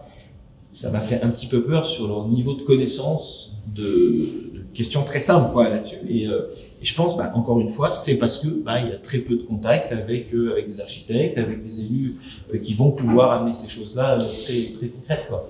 Donc il y a vraiment encore une fois, ce besoin d'amener ces questions-là. Et ça passe, par le fait que notre profession aussi s'investisse dans le milieu politique. Oui, s'investir plus en tout cas, d'avoir une vraie représentation. Comment, Pascal Estier, comment vous voyez la chose? Vous allez reprendre votre activité à partir de mars prochain, pleinement, on va dire. Il va falloir retourner au fourneau avec d'autres enjeux. Je suis déjà au fourneau depuis 2014, largement. J'ai levé le pied quand même politiquement depuis 2014, sauf la question du sage et de l'eau. Je vais juste faire une parenthèse sur ce que vous venez de dire. Effectivement, la loi et les lois nôtres, etc., ont été votées, mais parce qu'on n'a pas non plus, c'est pas la faute des parlementaires forcément, c'est la faute des intermédiaires entre la technocratie et le vote. C'est grave de le dire en démocratie, où il n'y a pas d'explication. Puisque si on avait décrit et voir... Là, vous parlez des phénomènes de métropolisation. Et organiser des débats sur l'organisation possible du territoire qui n'est fait que sous un aspect strictement économique. Si on n'a que ce critère-là pour organiser le territoire, effectivement, il ne répond pas aux besoins de la population. Par contre, les collectivités locales, les territoires ruraux, notamment, sont en train de réorganiser par le biais de la politique locale ce que l'État défait d'un côté. C'est la même question pour le service public. C'est vachement grave, ça, quand même. Ça veut dire que, y compris l'intervention de spécialistes, comme pour simplifier peuvent être les architectes, dans cet intermédiaire entre le rapport complètement technocratique et voué à la seule économie, proposé aux parlementaires, il n'y a pas d'intermédiaire de ce qu'est la vie, et de ce qu'est la vie la plus simple, celle des gens qui vivent sur un territoire. Puisqu'en fait, en gros, l'économie fait quand même assez abstraction de la réelle vie des gens sur le territoire. Donc les parlementaires, quand le rapport est bien ficelé, qu'on dit c'est comme ça qu'il faut faire, en gros, aussi la politique des partis, quand vous avez un parti hyper majoritaire dans les chambres, ben on vote tous comme un seul homme et la loi passe. Après, les députés sont un peu plus coincés sur le territoire pour aller expliquer qu'ils ont bien voté la loi NOTRe, mais qu'ils n'étaient pas tout à fait pour, mais ils l'ont quand même voté. Ça, c'est grave. Ça veut dire que là, plus de professionnels en connaissance de ces problèmes d'aménagement du territoire, dans les chambres, serait une bonne chose. Oui, alors, voilà. Non, mais il faudrait motiver les architectes pour... je pense. Alors, maintenant, la question... Il y a des instances où la société civile peut être représentée, quoi. Donc, ouais, et c'est... pour ce qui me concerne, moi, c'est clair que je vais essayer de terminer ma carrière d'architecte aussi gentiment que je peux, jusqu'à la retraite, ce qui n'est pas simple. Maintenant, le conseil à donner aux architectes, c'est effectivement de s'impliquer dans la vie publique. Par contre, vous avez bien compris que j'ai quand même une fibre politique au sens noble et premier du terme assez forte. Il n'est pas question de s'impliquer, sous prétexte d'être architecte, de s'impliquer dans une liste. Ça se passe jamais comme ça. L'architecte peut intervenir aussi dans des instances parallèles, associatives, effectivement, et la voix avec comme on dit, c'est la nouvelle politique aujourd'hui, hein, les voix associatives, de temps en temps, se font quand même assez pressantes sur le monde politique. À l'intérieur d'un conseil municipal, il peut y avoir une fermeture ou des blocages. Hein. Malheureusement, la vie politique, elle n'est pas si rose que ça. Il faut beaucoup de carrure et de volonté pour faire entendre sa voix. Et l'architecte qui déboule dans un conseil comme ça, il ne va pas être entendu du jour au lendemain. C'est clair que je suis comme Didier, l'architecte a sa place pleinement dans la vie publique. Je ne sais pas si c'est la vie politique actuelle. En tous les cas, il faut que la voix soit exprimée. S'il n'y a que ces choix, alors c'est sûr que je suis très partagé sur ces questions. Les tout petits conseils municipaux sont hyper intéressants parce que là, la voix est complètement entendue. Et à la limite, dans les villes, dans les grandes villes, il peut y avoir des instances de réflexion et des enjeux commissions importants où là, l'écoute de la parole du professionnel peut être un peu plus entendue. Ce que vous l'avez dit, dans les petites villes, il y a des services d'ingénierie qui sont inexistants. Voilà, l'expertise de l'architecte, il a son importance, hein, par sa connaissance transversale. Ouais. Alors, vous êtes dans l'opposition, mais est-ce qu'on vous écoute un peu du côté du plan? Guillaume me disait, on est à la fin d'un monde et au début d'un nouveau. Hein, donc, c'est le moment ou jamais pour les architectes de s'impliquer dans ces mutations qui les concernent directement. S'ils ne le font pas maintenant, ils le feront jamais. Le fait que cette table ronde existe montre qu'il y a peut-être une prise de conscience de la profession d'architecte pour s'investir un peu plus. Alors, est-ce que, après, évidemment, un conseil municipal d'une ville, d'une commune de 500 habitants ou d'une commune de 50 000 ou 500 000 habitants, la relation au pouvoir l'efficacité de la parole que l'on porte peut être vécue différemment, de façon plus ou moins facile ou difficile. La vie politique, effectivement, c'est pas toujours très rose, on est bien d'accord, mais rien n'est rose, après tout, hein, la vie est difficile quoi qu'il en soit.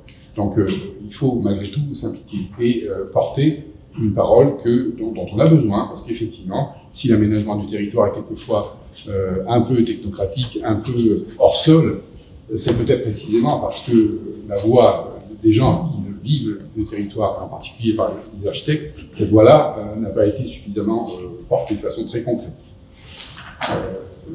Les architectes ont toujours dit que l'étalement urbain est une mauvaise chose. Moi, j'entends dire depuis que je suis à l'école d'architecture, et ça se disait déjà probablement avant, de fait, les règlements d'urbanisme qui se succèdent sont toujours les mêmes et aboutissent toujours à ce qui nous paraît, à nous, architectes, en tant que professionnels, à des aberrations. Donc, si on veut modifier les choses, c'est pas notre parole qui est précieuse, ben, il faut qu'elle soit plus entendue.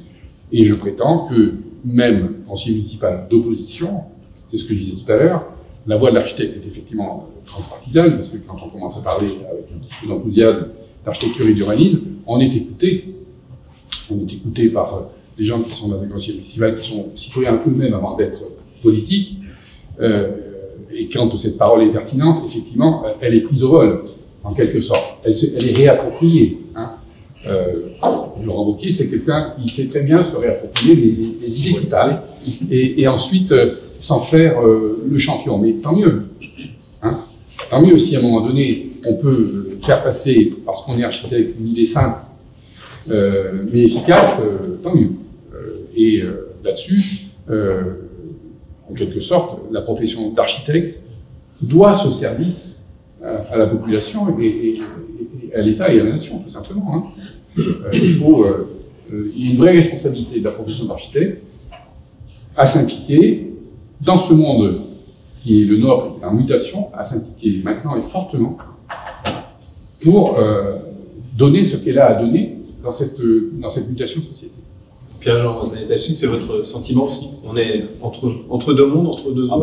C'est clair, là, je vous disais tout à l'heure, il y a une forte demande de notre population qui a pris en compte justement toutes ces problématiques de transition énergétique, de développement durable, etc., le rapprochement, donc effectivement sur les circuits courts, on parlait tout à l'heure des pactes alimentaires territoriaux, les gens veulent ça maintenant, veulent effectivement se réapproprier leur territoire comme ça. Après, on est quand même confronté aussi, ici en particulier dans le Rhône, chez nous, là, sur la problématique de la métropolaise. Le schéma de métropolisation tel qu'il a été conçu à l'échelon national, moi je trouve qu'il fait un peu peur quand même. Quelque part, de concentrer le développement d'un pays sur 14 ou 16 métropoles, Lyon, Bordeaux, Marseille, et qui abandonne, je crois que c'est à peu près 56% de la population qui vit en dehors des métropoles quand même, qui vit sur des secteurs et qui sont de plus en plus abandonnés. Moi, me fait peur. On peut pas nous demander. Par exemple, on parlait tout à l'heure de l'intérêt de fixer l'agriculture, de développer, parce que les grandes métropoles ont besoin de ce développement agricole. Il y a une parole qui m'avait fait marrer un jour. On a eu un grand débat avec Gérard Collomb là-dessus, où il avait traité l'Ouest lyonnais de grenier de la métropole. Ça m'avait un peu choqué, parce que grenier, ça fait un peu poussière et un peu rare. Donc ça m'avait un peu choqué, on s'était bien attrapé là-dessus. Mais on ne peut pas nous demander à encourager une agriculture, à encourager ce type d'activité et priver le même territoire de services publics, d'hôpitaux, d'écoles, etc. C'est assez paradoxal ce développement. On peut pas demander à des territoires de vivre pour, entre guillemets, alimenter les autres et puis ne rien faire aussi pour les aider. Donc ça revient aux problématiques de maintien des transports publics, ça revient aussi au problème des mobilités. Ouais, c'est un peu tout ça. Alors après, en fait, le fait de pouvoir aussi peut-être influer par justement la qualité d'architecture du territoire, ce que vous pouvez proposer, ce que les architectes peuvent proposer comme vision sur nos territoires, moi, ça me semble vraiment intéressant. Moi, je souscris totalement, de toute façon. C'est clair qu'il faut réamener des formes de vie, des formes d'aménagement de territoire qui puissent correspondre à ça. Mais je maintiens quand même que moi, ce phénomène de métropolisation m'inquiète beaucoup sur l'avenir de nos territoires. Et Et comme je disais tout à l'heure, les gilets jaunes, c'est exclusivement ça. Enfin, Oui, bien sûr. On l'a vu sur nos territoires. Et encore, nous, on n'est pas sur un territoire, le nôtre est encore pas forcément le plus défavorisé. On est en contact direct avec la métropole, Oui. mais on a des communes des Monts du Lyonnais, ou même de la Haute-Loire ou de la Haute-Loire. Enfin, il n'y a plus de vie, quoi. Il n'y a plus de vie, il n'y a plus rien qui se passe. Ouais. Alors, alors, il y a peut-être des questions dans la salle. Est-ce que juste une vous voulez remarque intervenir sur la capacité des architectes à apporter un regard imaginatif et d'innovation, parce que dans la culture architecturale, il y a toujours ce côté un peu concours d'idées, apporter des idées neuves. Et un exemple concret, c'est le concours européen, qui repense les villes tous les 2 ans depuis 20 ans. Il y a des centaines d'équipes qui travaillent sur comment inventer la ville de demain. C'est vrai que parfois, c'est peut-être ça qui manque au regard politique de Canvas, d'avoir une vision imaginative et créative. Une projection, en tout cas. Une projection à long terme, et de trouver des idées neuves, ou alors de reformuler des anciennes idées, mais une capacité de prospection qui est très importante. Et je pense que les archives, non seulement participent à ces concours d'idées, mais aussi se tiennent au courant et lisent les résultats et voient ce qui se fait. Donc ils ont potentiellement des idées d'avenir, des choses qui peuvent se faire qui ne se font pas encore.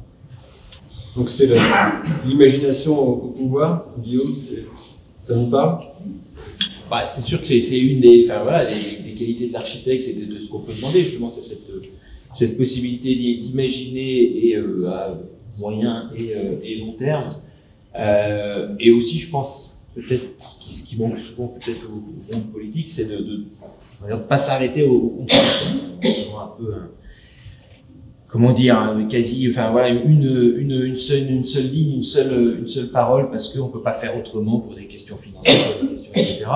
Je pense que là où la vision d'architecte et le fait de pouvoir innover, c'est justement de pouvoir faire avec ces contraintes-là et de transformer ces contraintes aussi, aussi parfois en avantage, en tout cas de construire avec ces contraintes et pour créer autre chose. Donc c'est sûr que cette vision qu'on peut avoir en termes d'architecte, moi je pense est particulièrement positive, en tout cas dans le monde politique, où c'est vrai que souvent c'est un petit peu sclérosé, un petit peu bloqué sur les choses qu'on pourrait imaginer, parce qu'il y a toujours une bonne raison de dire bah non, ça c'est pas possible, soit pour des raisons, souvent pour des raisons financières, parce que c'est souvent des questions plutôt de choix en fait, de vrais choix politiques, et quand on est arrivé, moi je pense que si on est dans une situation comme ça dans notre pays, c'est parce que en fait le choix politique a disparu, quoi. C'est qu'on a fait croire qu'il y avait plus de politique, qu'il y avait plus alors c'est peut-être pas de la droite ou de la gauche, mais en tout cas il reste toujours des choix de société, d'orientation qui sont différents et qu'on n'imagine pas forcément de la même manière. Et le débat politique, il sert justement à ça. L'architecte a clairement son rôle à jouer. Vous, en 2 ans, en tant que sénateur, vous êtes cassé les dents, on va dire, déjà sur la réalité politique, malgré vos aspirations d'architecte ou pas? Non? J'avais cet avantage-là peut-être, c'est qu'en fait, j'avais pas de... Comment dire? C'était un milieu que je découvrais complètement, donc j'avais pas d'attente particulière donc forcément pas de déception.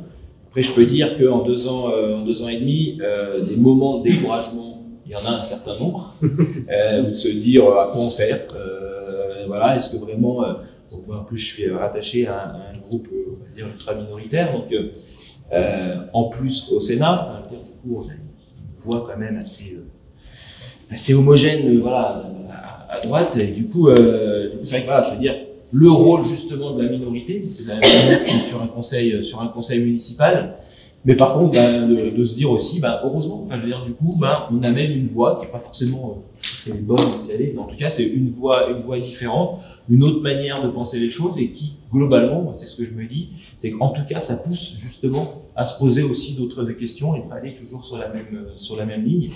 Et bon, en tout cas, c'est comme ça que je conçois aussi la politique, quoi, parce que c'est vrai qu'on peut avoir, ce que je vois plutôt à droite de l'hémicycle, là, c'est plus du suivisme, quoi. C'est-à-dire qu'on a une société qui avance et puis on va fixer des règles en fonction de la manière dont elle avance. On est même souvent plutôt en retard avec les évolutions de la société. Mais voilà, on gère du quotidien.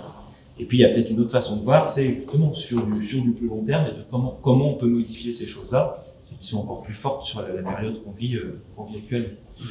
Donc voilà, moi, globalement, quand même, je me dis, mais que ça soit à tous les niveaux. Et moi, je l'ai eu au niveau du conseil municipal, où c'est vrai que je me disais, ça sert pas à grand chose, quoi. Voilà, je me suis vraiment aperçu que, je veux dire, juste sur l'aspect personnel, c'est hyper enrichissant. C'est vraiment quelque chose que j'ai trouvé vraiment intéressant. Être maire encore plus, quoi, parce que c'est vrai que ça permet vraiment de faire des choses. Mais à chaque niveau, et en tant que parlementaire, bah voilà, on a vraiment, enfin, moi je trouve que c'est là où on voit aussi le sens de la démocratie, c'est que, bah oui, on peut influer, on peut arriver à faire bouger des choses, orienter. Alors, bah, c'est sûr que si on est encore plus nombreux, c'est pour ça qu'il faut s'impliquer et puis qu'il faut s'investir. Parce qu'à l'Estier, il y a une architecture de droite et une architecture de gauche, oui. Il y a une position des architectes de droite et une position des architectes de gauche. Oui, ce que je voulais dire tout à l'heure sur l'implication des architectes, effectivement, j'ai des phrases d'Oscar Niemeyer en tête. Celle que je préfère, c'est si on laisse les pauvres se débrouiller tout seuls, ils n'arriveront jamais à rien, il faut que des privilégiés se battent pour eux. Moi, c'est un peu la formule d'un architecte que j'essaie de m'appliquer, plus en politique qu'en architecture. Mais en travaillant dans les communes, on fait aussi de la politique. C'est une autre phrase de Niemeyer, mais il y a des communes qui nous ont confié, je faisais le compte dans la semaine, quasiment une bonne dizaine de bâtiments, sans forcément, en plus c'est pas un maire de gauche, sans forcément, a priori, donc dans les années 95, quand on a dû commencer à travailler dans cette commune, sans forcément la vision globale. Il y avait besoin d'écoles, c'est les commerces, les écoles, les logements, la salle des fêtes, la salle de sport, la crèche, etc. Et finalement, ce maire, il a aménagé son bourg d'une façon très dense. On charrie un peu les gens autour de la région en disant qu'il a bien rempli sa commune. En fait, tous les services sont là, ils sont exactement à l'endroit où il faut qu'ils soient. Il y a beaucoup de bâtiments qui ont été réhabilités. Et cette démarche-là, effectivement, caricaturée, mais peut-être qu'une démarche de dire on fait strictement du bâtiment neuf et on les met loin loin ou à la périphérie de la commune, il ne fonctionnerait pas de la même manière. On ne sait pas être de gauche ou de droite, hein, mais c'est avoir cette vision et cette réponse qui est actuelle dans l'esprit de la politique qu'on devrait mener. Moi, je veux juste répondre à monsieur, si j'ai un regret dans mes exercices, pas forcément par rapport à l'architecture, hein, aux commandes que j'ai pu faire, plus d'une manière générale à la culture, c'est de ne pas avoir osé proposer des choses plus novatrices dans la commune, parce que vous avez une équipe derrière vous, alors c'est une petite commune, les conseillers c'est 19 personnes. Culturellement, on n'a pas tous exactement la même ligne, il y a des choses qui sont hyper appréciées, ma compagne fait souvent la réflexion, il y a une troupe de théâtre magnifique, qui a de la renommée et de l'activité importante, mais ça ne change pas. C'est du café-théâtre, des trucs comme ça tout le temps, du cabaret, voilà, ou des pièces très rigolotes, il n'y a pas autre chose. Par contre, ça convient bien à la population, très bien à la population.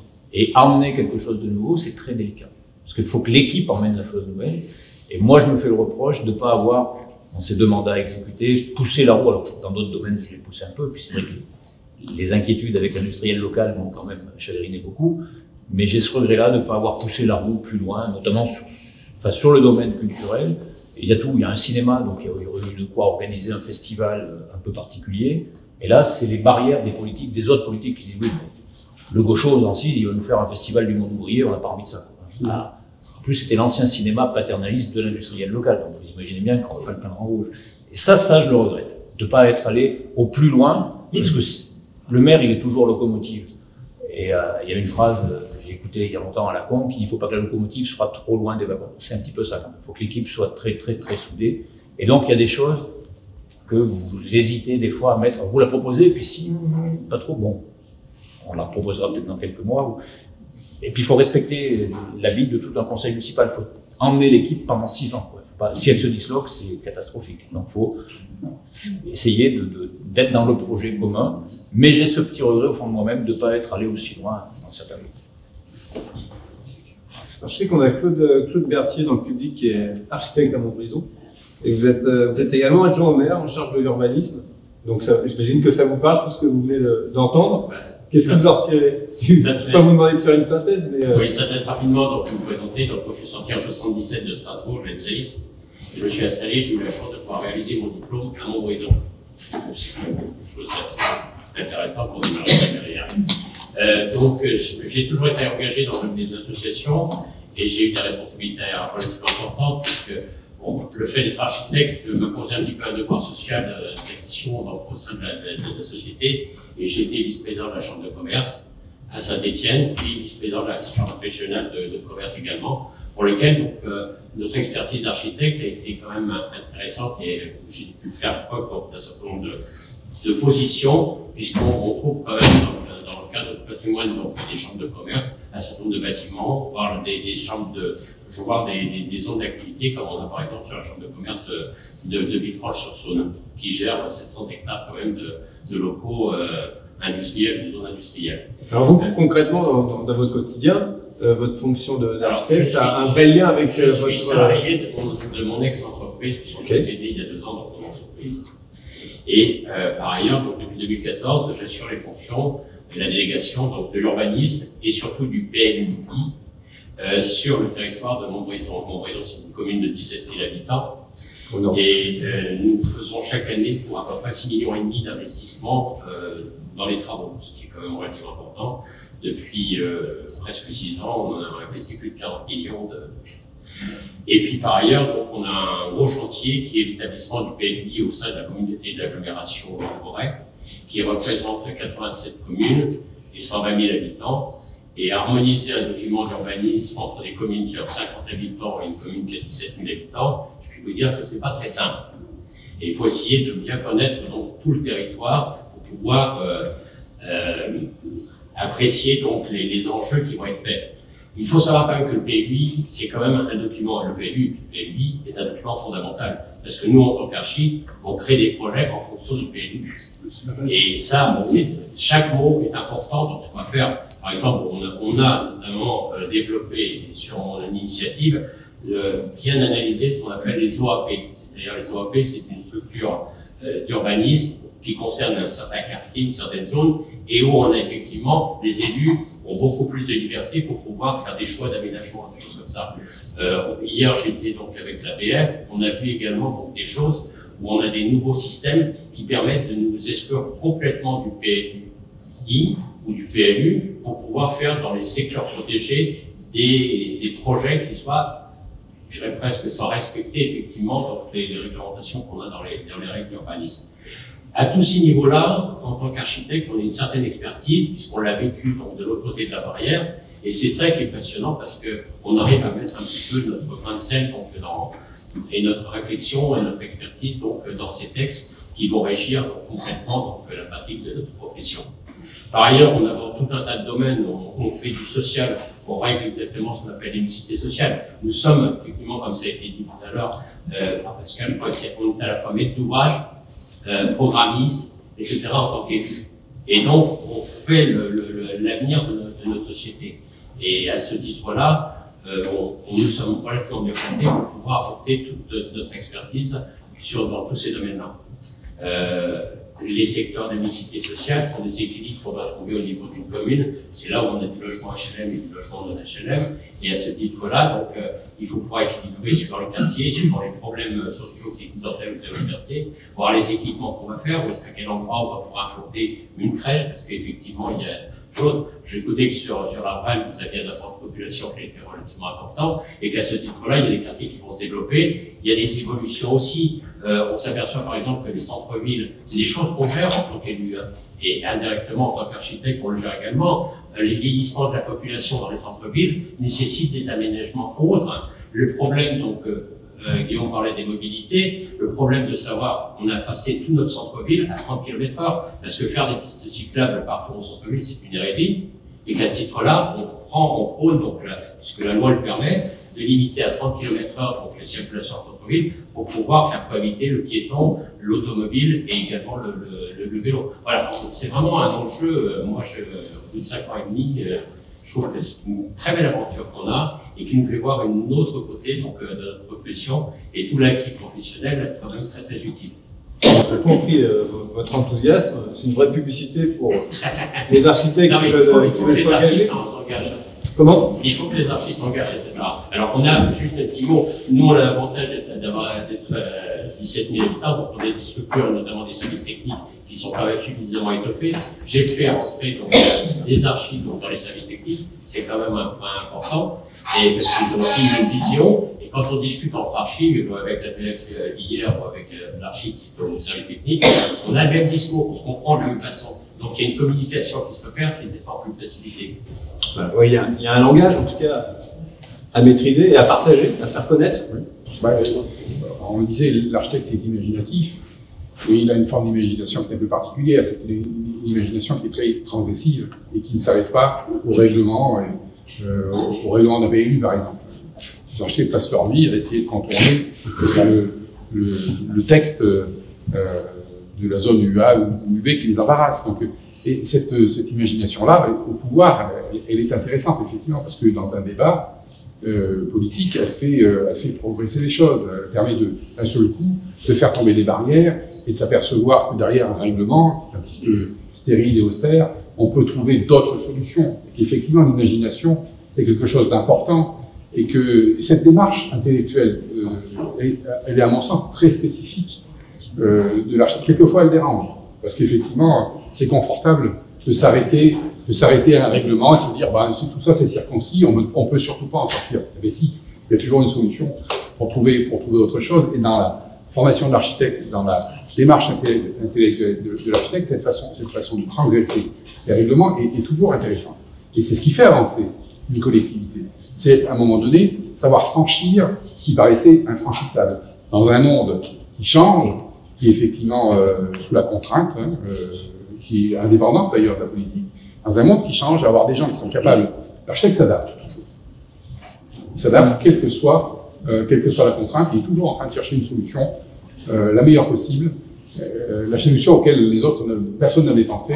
Il s'adapte pour essayer de trouver une solution à un problème qui paraît insurmontable. Cette démarche-là, elle est précieuse, elle est passionnante pour l'architecte. Il est passionnant aussi pour l'architecte lorsqu'il devient maître d'ouvrage, j'en suis tout à fait convaincu, c'est-à-dire qu'il passe de l'autre côté de la barrière, et donc il en prend la mesure aussi des contraintes, hein, parce que il y a des contraintes qui sont financières, qui sont malgré tout ce qu'elles sont, et il faut faire avec. Mais cette capacité à aller chercher des idées, ben ça c'est effectivement une chose que l'architecte peut apporter une C'est facile, là, je vois que nous on a eu la chance d'être parmi les 222 villes qui ont été cœurs de ville. Et donc, on a fait appel à des bureaux d'études avec des architectes, des paysagistes, des architectes du patrimoine, etc., qui sont en train de faire tout l'inventaire de pouvoir pour ce qui se passe sur notre commune. Et pour aller un peu plus loin, on travaille en commun avec deux autres communes donc de Rhône-Alpes qui sont Tarare et Vienne pour échanger les méthodes, pour comprendre donc, effectivement comment sont vécues les choses, leur contexte, leurs propres problèmes, comment ils les résolus eux, est-ce qu'on a le même chez nous, etc. Il y a une émulation, si vous voulez, qui se passe.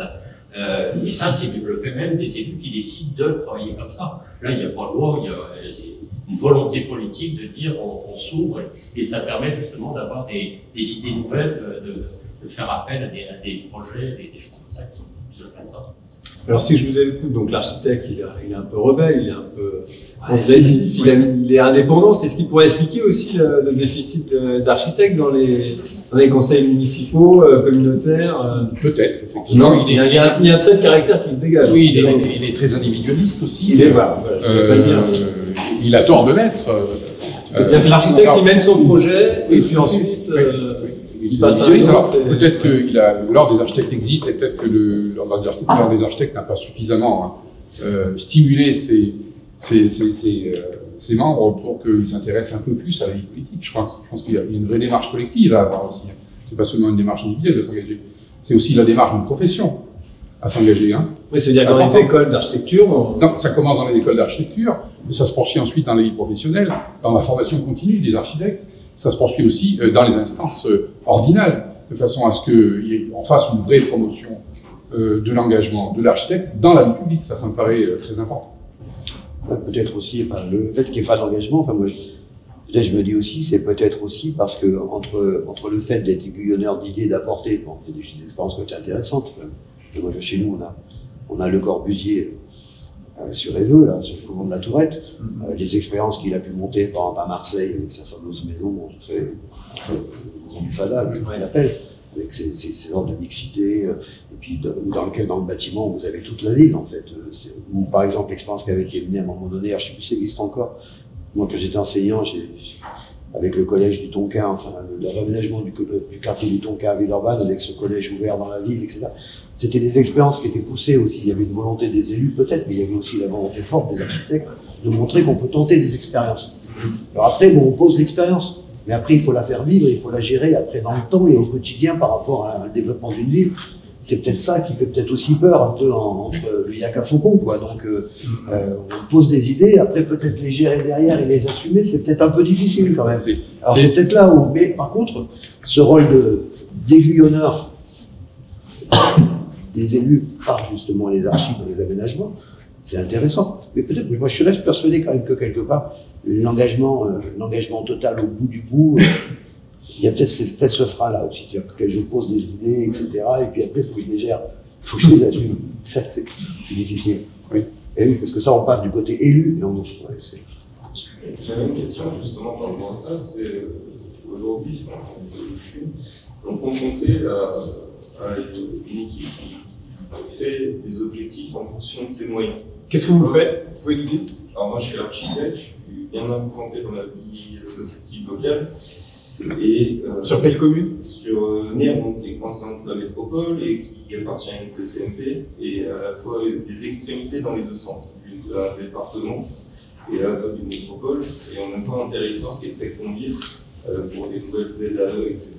Et en fait, avec la loi NOTE, je me rends compte aussi que la CCMP, le plateau, ressort un dossier vieux de 15 ans qui avait été élaboré par la commune avant la création de CCMP et va impacter un territoire en fonctionnement du territoire au niveau des zones agricoles, etc. Et sans se poser plus ces questions d'une entrée de site, d'une entrée de village, en posant une ZAE comme on en voit partout sur ce qu'il ne faut plus faire. Et ce dossier manque d'être dépoussiéré, en fait, surtout. Parce que c'est une vision qui a 15-20 ans et qui est vraiment passée. Et aujourd'hui, là où je suis confronté, c'est justement qu'une équipe fait des objectifs en fonction de ses moyens et pas se donne des objectifs et après se donne les moyens d'y arriver. Et du coup, je trouve ça un peu dommage. Et j'aime assez votre idée de la voie transpartisane de l'architecte. C'est que moi, je suis assez d'accord avec vous, il y a ni droite ni gauche ou autre, c'est dans l'intérêt de tous. Et du développement des villes, tout en préservant un territoire, en développant l'écologie. Et participer à cette transition et à une nouvelle réflexion locale.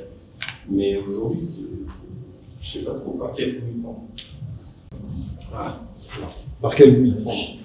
Moi, sur la première phrase que vous prononcez, je disais ce matin, la fatigue de l'exercice peut provenir justement d'une pratique comme celle-ci, que moi j'ai subie entre guillemets à l'intercommunalité, où on fait des comptes, uniquement des comptes, on ne fait pas de projet.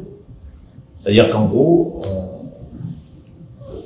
on peut arriver à la fin d'une réunion sur les investissements possibles, on n'a pas les moyens, la population est en demande, le territoire est en demande, et on ne met que le financement possible en fait. Certes, c'est important, mais on va faire d'autres financements pour compenser à côté, parce que on sait que si on dépose tel dossier à la fin de l'année, on va avoir une subvention de l'État pour des projets qui ne sont pas forcément prioritaires.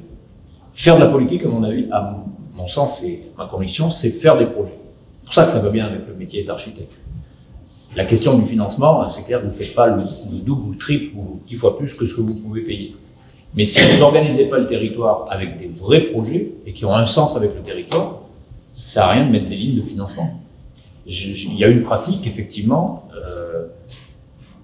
trop courante, alors qui satisfait assez, ou globalement, les élus et une partie du territoire, mais je ne suis pas persuadé que la première réflexion, elle soit axée sur les projets. Et je trouve que c'est assez déplorable.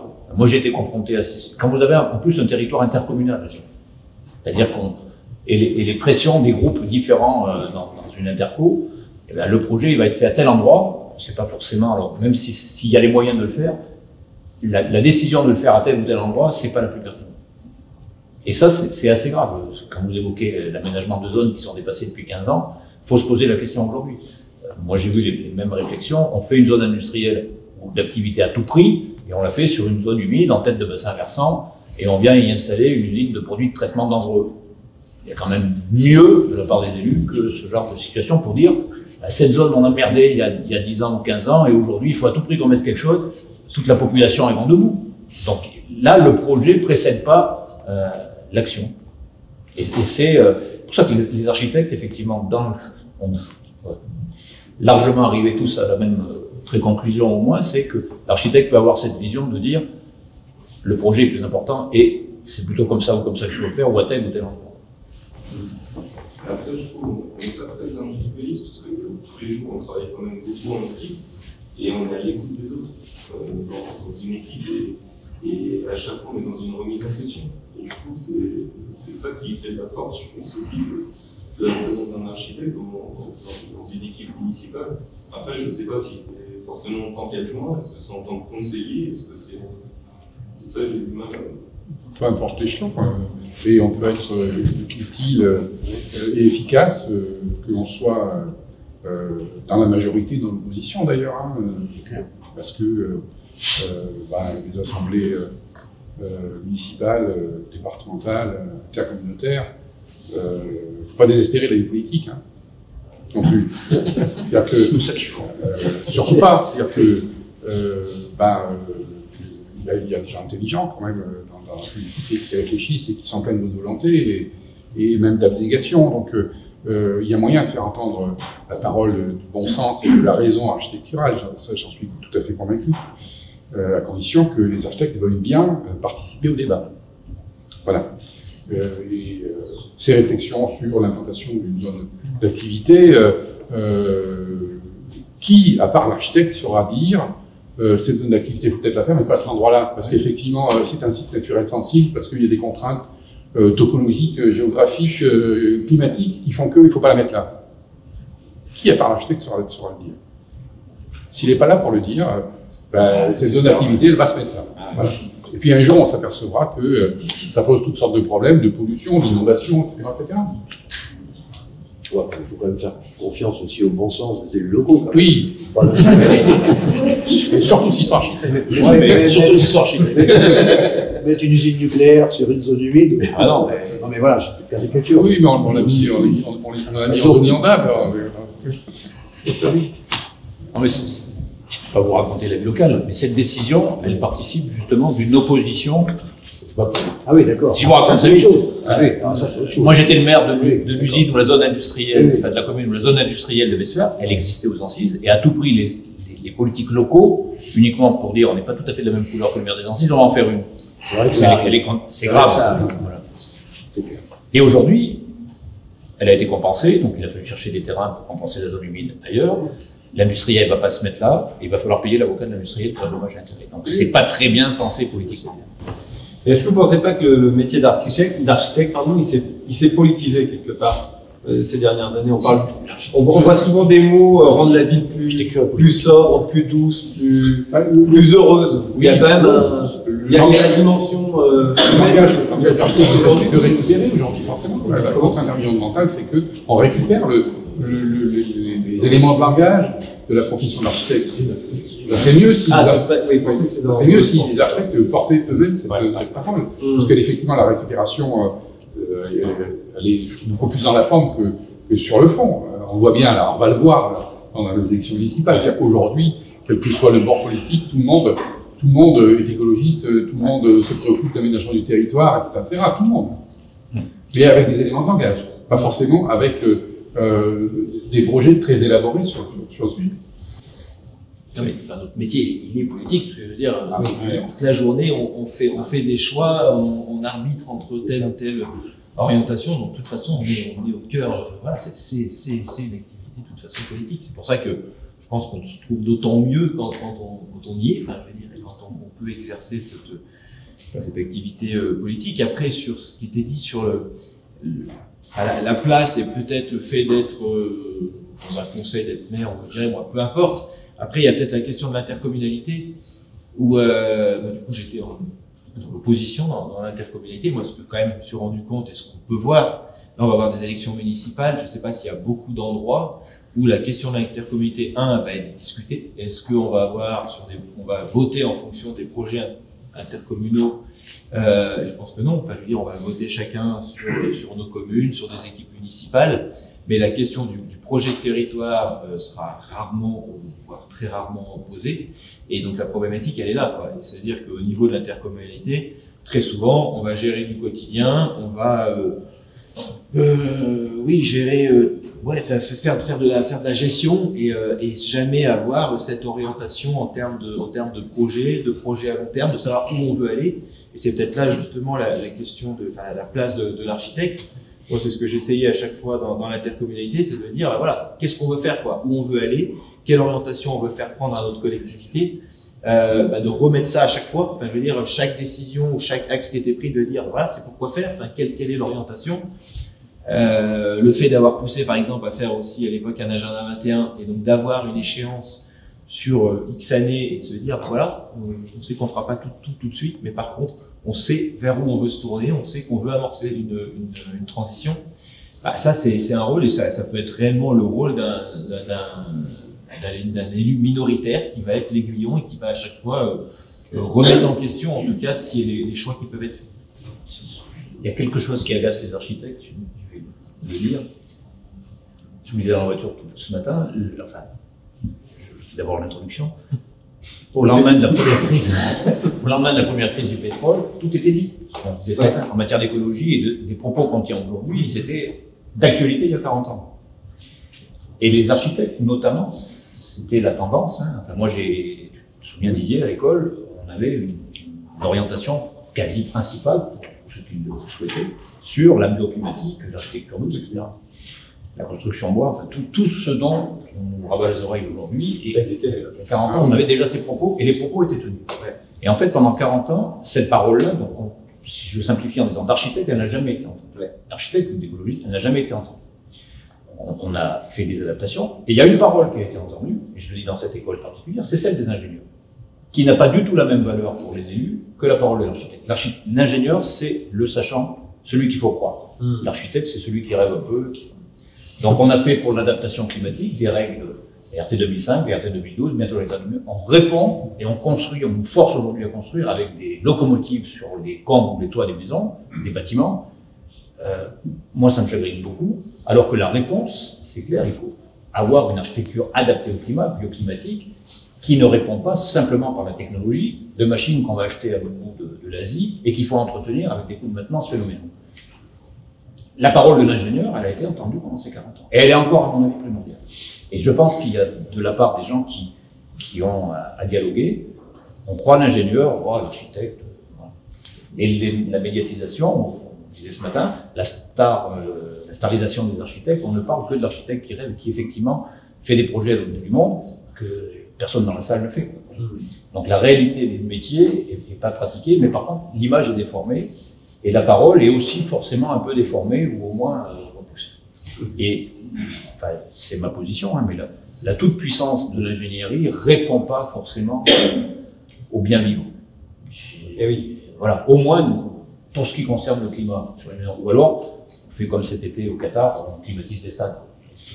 Pas tout à fait ce que la population attend. Il y a des points importants qui sont assez amusants. On a été amené à refuser des permis de construire. Alors, en faisant l'isolation par l'extérieur. Parce que l'isolation par l'extérieur, elle empiète sur le domaine public. On n'a pas le droit de construire sur le domaine public. Or, là-dessus, la loi est complètement sourde. Et rien du tout. Alors, j'ai pu avoir, au cours d'une formation à Sciences Po sur l'urbanisme, avoir une réponse intéressante. Le Grenelle de l'environnement prévaut sur tout le reste. Donc, c'est comme ça, vis-à-vis donc du droit, on a pu faire passer, en argumentant, l'isolation extérieure qui empiète sur le domaine public.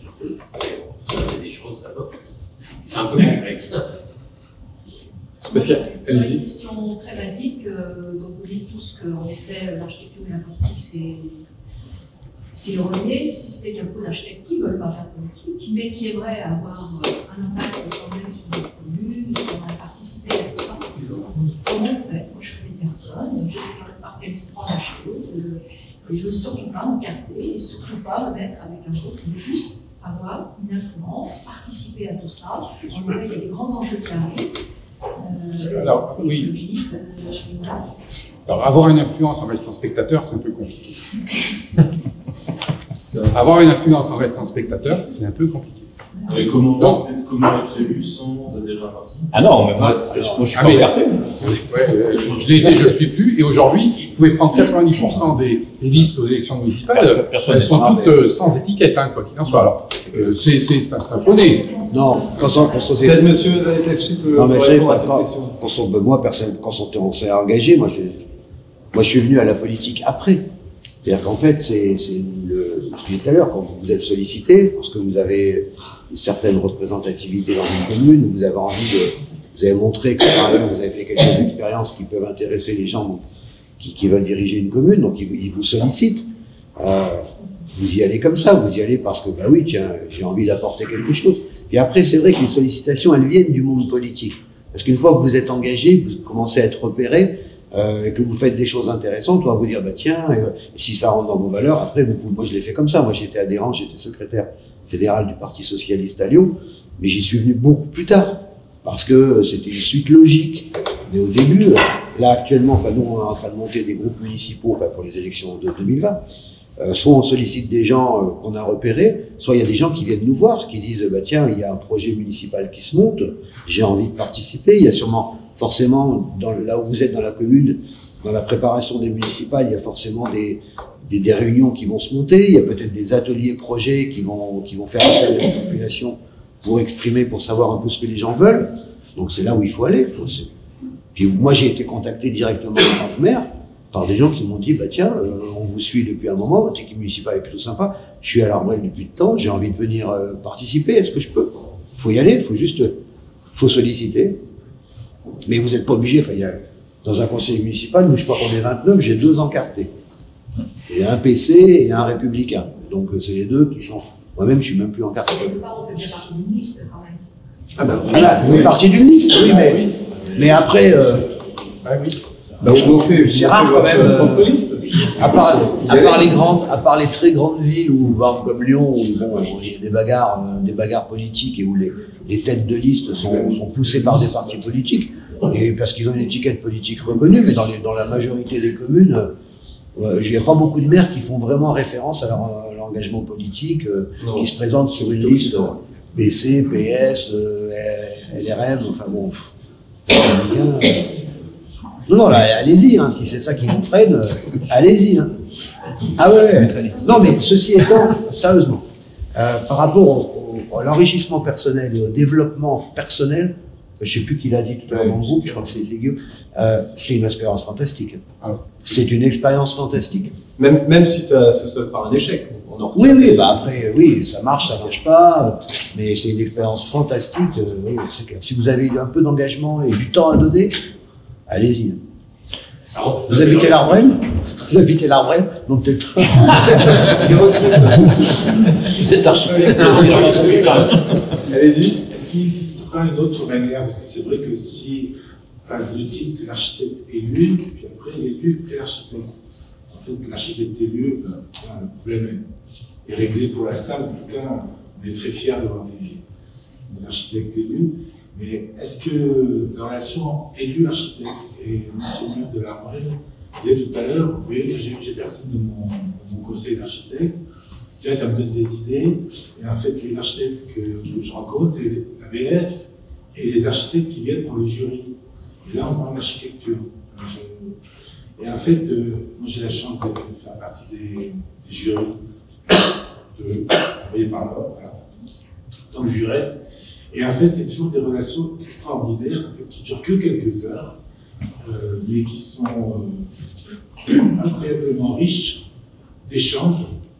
Et je me disais, est-ce qu'il ne pourrait pas y avoir un système un petit peu de ce genre-là, qui permettrait aux élus, en fait, sur un problème, de dire, tiens, je veux bien avoir une parole d'un architecte.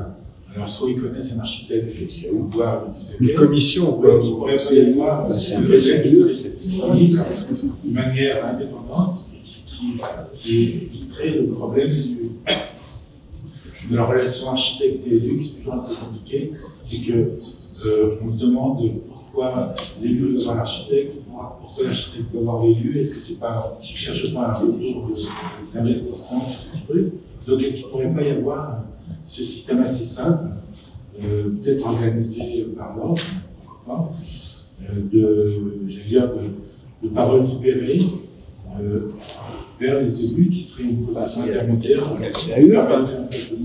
On a le CAUE pour ça, quand même, les collectivités. Le CAUE, oui. En tout cas, chez nous, ça fonctionne bien avec la relation avec les archis qui sont dedans et qu'on sollicite nous sur chaque projet, qui travaillent avec les collectivités, mais qui travaillent aussi avec les particuliers sur la commune. C'est aussi intéressant. Voilà. Et en fait, je trouve que c'est pas forcément des conseils désintéressés. C'est pas toujours une liberté qu'on peut avoir dans les jurys. Où justement, en fait, on est là, personne à personne. Et j'ai l'impression que, à chaque fois après les jurys, j'ai des conversations très intéressantes avec les élus qui disent heureusement que vous étiez là. Votre parole, ça a permis de réfléchir. Je dirais aussi, par certains côtés, il faut que l'architecte devienne indispensable dans le discours politique et sur le territoire. Moi, il m'arrive assez fréquemment d'avoir des concitoyens qui m'appellent en me disant « Dites-moi, est-ce que vous pensez que je peux faire telle maison, telle chose comme ça ?» Comme quoi, donc, le fait d'avoir l'expertise d'architecte donne un plus à notre rôle de conseiller municipal ou d'adjoint au maire. Moi, c'est toujours un peu pénible parce qu'ils viennent, mais c'est très fréquemment, sans que ce soit des clients, sans que ce soit quoi que ce soit. De toute façon, c'est le rôle de la mission de l'élu de pouvoir apporter son concours. Et nous, systématiquement, on essaye, on a mis en place ce système. Dès qu'on a, par exemple, un refus de permis, ou refuse un permis, on invite les gens à venir nous enseigner, nous voir sur place, pour qu'on leur explique pourquoi, comment, etc., qu'est-ce qui a payé. Parce que c'est en général une déception de la part d'un pétitionnaire d'avoir un permis qui soit refusé. Et justement, en tant qu'élu architecte, comment vous arrivez à percevoir en fait, quand on arrive au en tant qu'architecte dans une mairie, vous présenter notre permis de construire, par exemple, que c'est notre quotidien aujourd'hui, comment vous avez cette double casquette, à la fois d'architecte et d'élu, comment vous percevez le travail de votre confrère, et finalement, est-ce que vous avez un dialogue ouvert avec ces personnes pour arriver vraiment à avoir un échange, parce que nous, c'est ce que l'on souhaite en fait, les meilleurs projets, c'est quand on arrive à être autour de la table, on arrive à discuter sur le projet. Donc, vous avez un refus, vous avez des pétitionnaires. Est-ce que vous avez la démarche d'appeler l'architecte et comment vous travaillez finalement avec les architectes systématiquement, quand on a des projets un peu structurants, on appelle un projet d'aménagement où on avait une certaine idée de ce qu'on voulait, c'est-à-dire une hiérarchisation de la volumétrie des projets en fonction des secteurs, parce que partait du centre-ville vers de nouvelles énergies. On a eu un appel à projet qui a été fait donc, sur ces terrains-là. Et moi, j'ai rencontré donc, effectivement les équipes. Et puis après ça, il y a le choix du SR, et y compris avec l'hierarchie, y compris avec le porteur du projet, le maître d'ouvrage, etc. Il y a des échanges qui sont faits.